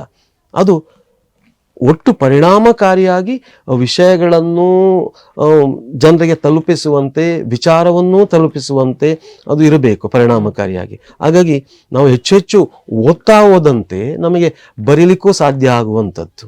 ಕೇವಲ ನಮಗೆ ಪದ್ಯಗಳು ತಕ್ಷಣಕ್ಕೆ ಏನೋ ಶಬ್ದ ಹೊಳೆಯುತ್ತದೆ ಅಂತೇಳಿ ಶಬ್ದಗಳನ್ನು ಜೋಡಿಸಿಕೊಂಡ್ರೆ ಅದು ಕವಿತೆ ಆಗುವುದಿಲ್ಲ. ಅದಕ್ಕೆ GS ಶಿವರುದ್ರಪ್ಪ ಒಂದು ಮಾತು ಹೇಳ್ತಾರೆ ಕವಿತೆಯ ಬಗ್ಗೆ ಹೇಳುವಾಗ, ಪದಕ್ಕೆ ಪದ ಜೋಡಿಸಿದ ಮಾತ್ರಕ್ಕೆ ಪದ್ಯವಾದೀತು ಹೇಗೆ ಅಂತ ಹೇಳ್ತಾರೆ. ಪದಕ್ಕೆ ಪದ ಜೋಡಿಸುವುದಲ್ಲ, ಆ ಪದಗಳನ್ನು ಅರ್ಥವತ್ತಾಗಿ ಇಟ್ಕೊಂಡು ವಿಚಾರಗಳನ್ನು ನಿರೂಪಿಸ್ತಾ ಅದು ಚೆನ್ನಾಗಿ ಮನದಟ್ಟಾಗುವ ಥರ ವಿಚಾರಗಳು ಆ ಕವಿತೆಯೊಳಗೆ ಬರಬೇಕು. ಆ ಥರದನ್ನು ನಾವು ಬರೀತಾ ಹೋದರೆ ಅದು ಜನಗಳಿಗೆ ತಲುಪುತ್ತೆ. ಹಾಗೆ ಜಾಳು ಜಾಳು ಬರೆದು ಏನೇನೋ ಇವತ್ತು ಸಿಕ್ಕಾಪಟ್ಟೆ ಮಾಧ್ಯಮಗಳಿದೆ ಅಂತ ಹೇಳಿದ್ರೆ ಆ ವ್ಯಕ್ತಿ ಬೆಳೆಯುವುದಿಲ್ಲ. ಹಾಗೆ ನಾವು ಬೆಳಿಬೇಕಾದ್ರೆ ನಮ್ಮ ಅಧ್ಯಯನ ಮಾಡ್ತಾ ಮಾಡ್ತಾ ಮಾಡ್ತಾ ಮಾಡ್ತಾ ಹೋದಾಗೆ ನಮ್ಮ ಯಾವುದು ಆಸಕ್ತಿಗಳು ಹೆಚ್ಚಾಗ್ತಾ ಹೋಗ್ತದೆ. ನಮ್ಮ ಯಾವುದು ವಿಚಾರಗಳು ನಮ್ಮೊಳಗೆ ತುಂಬಿ ನಮಗೆ ಇನ್ನಷ್ಟು ಚೆನ್ನಾಗಿ ಬರಿಬೇಕು ಅನ್ನುವಂಥ ಹುರುಪು ಬರ್ತದೆ. ಹಾಗಾಗಿ ನಾವು ಇತರರು ಏನು ಬರೆದಿದ್ದಾರೆ, ಏನು ಬರೀತಿದ್ದಾರೆ, ಅಥವಾ ಇತರರು ಒಳ್ಳೊಳ್ಳೆ ಏನು ಬರೆದಿದ್ದಾರೆ ಅದನ್ನು ಓದುವಂಥ ಒಂದು ಆಸಕ್ತಿ ಬೇಕು. ಹಾಗಿದ್ದಾಗ ನಾವು ಬೆಳೆಯುತ್ತೇವೆ. ಹಾಗಾಗಿ ಇವತ್ತಿನ ಯುವ ಜನಾಂಗ ಇರ್ಬೋದು ಅಥವಾ ವಿದ್ಯಾರ್ಥಿಗಳಿರ್ಬೋದು ಹೆಚ್ಚು ಹೆಚ್ಚು ಓದುವಂಥ ಆಸಕ್ತಿಯನ್ನು ರೂಪಿಸ್ಕೊಳ್ಬೇಕು. ಇವತ್ತು ಹೇಳ್ತಿದ್ದಾರೆ ಏನು, ಓದುವ ಆಸಕ್ತಿಗಳು ಕಡಿಮೆ ಆಗ್ತಿದೆ. ಮೊಬೈಲ್ ಇಂಥ ಮಾಧ್ಯಮಗಳು ಬಂದ ಬಳಿಕ ನಮ್ಮ ವಿದ್ಯಾರ್ಥಿಗಳು, ನಮ್ಮ ಯುವ ಜನಾಂಗ ಮೊಬೈಲನ್ನು ಮಾಯೆಯೊಳಗೆ ಬಿದ್ದು ಹೋಗಿದ್ದಾರೆ ಅನ್ನುವಂಥದ್ದು. ಹಾಗಂತ ಮೊಬೈಲನ್ನು ಸಕಾರಾತ್ಮಕವಾಗಿ ಒಳ್ಳೆಯ ನೆಲೆಯಲ್ಲಿ ಬಳಸುವಂಥವರು ಸಾಕಷ್ಟು ಜನ ಇದ್ದಾರೆ. ಅದರಲ್ಲೇ ಓದುವಂಥವರು ಇವತ್ತಿದ್ದಾರೆ, ಅಲ್ಲಿ ಬರುವ ಬೇರೆ ಬೇರೆ ಒಳ್ಳೆಯ ವಿಚಾರಗಳನ್ನು. ಆ ಥರ ಒಳ್ಳೆಯದಕ್ಕೆ ಅದನ್ನು ರೂಪಿಸಿಕೊಂಡಾಗ ನಮ್ಮ ವಿಚಾರಗಳು ಬೆಳೀತಾ ಹೋಗ್ತದೆ. ಹಾಗಾಗಿ ಆ ಥರ ನಮ್ಮ ಜ್ಞಾನವನ್ನು ವಿಕಸಿಸಿಕೊಂಡಾಗ ನಮ್ಮ ವಿಚಾರಗಳು ಚೆನ್ನಾಗಿ ಬರ್ತದೆ, ನಮ್ಮ ಬರವಣಿಗೆಯೂ ಚೆನ್ನಾಗಿ ಆಗ್ತದೆ, ನಮ್ಮ ಬೋಧನೆಯೂ ಚೆನ್ನಾಗಿ ಆಗ್ತದೆ. ಸರ್, ನಮ್ಮ ಒಂದು ಕಾರ್ಯಕ್ರಮಕ್ಕೆ ಬಂದು ನಿಮ್ಮ ಒಂದು ಅನುಭವದ ಮಾತುಗಳನ್ನು ಹಂಚಿಕೊಂಡ್ರೆ ಕಾರ್ಯಕ್ರಮಕ್ಕೆ ಬಂದದಕ್ಕಾಗಿ ಧನ್ಯವಾದಗಳು. ಓಕೆ, ಧನ್ಯವಾದಗಳು. ನಿಮಗೂ ಧನ್ಯವಾದಗಳು. ನನ್ನನ್ನು ಕರೆಸಿ ಇಷ್ಟೊಂದು ಹೊತ್ತು ನಿಮ್ಮ ಜೊತೆಗೆ ನನ್ನ ವಿಚಾರಗಳನ್ನು, ನನ್ನ ಆಸಕ್ತಿಗಳನ್ನು ನಿಮ್ಮ ಜೊತೆಗೆ ಮಾತಾಡೋದಕ್ಕೆ ಒಂದು ವೇದಿಕೆ ಕಲ್ಪಿಸಿಕೊಟ್ಟಿದ್ದೀರಿ.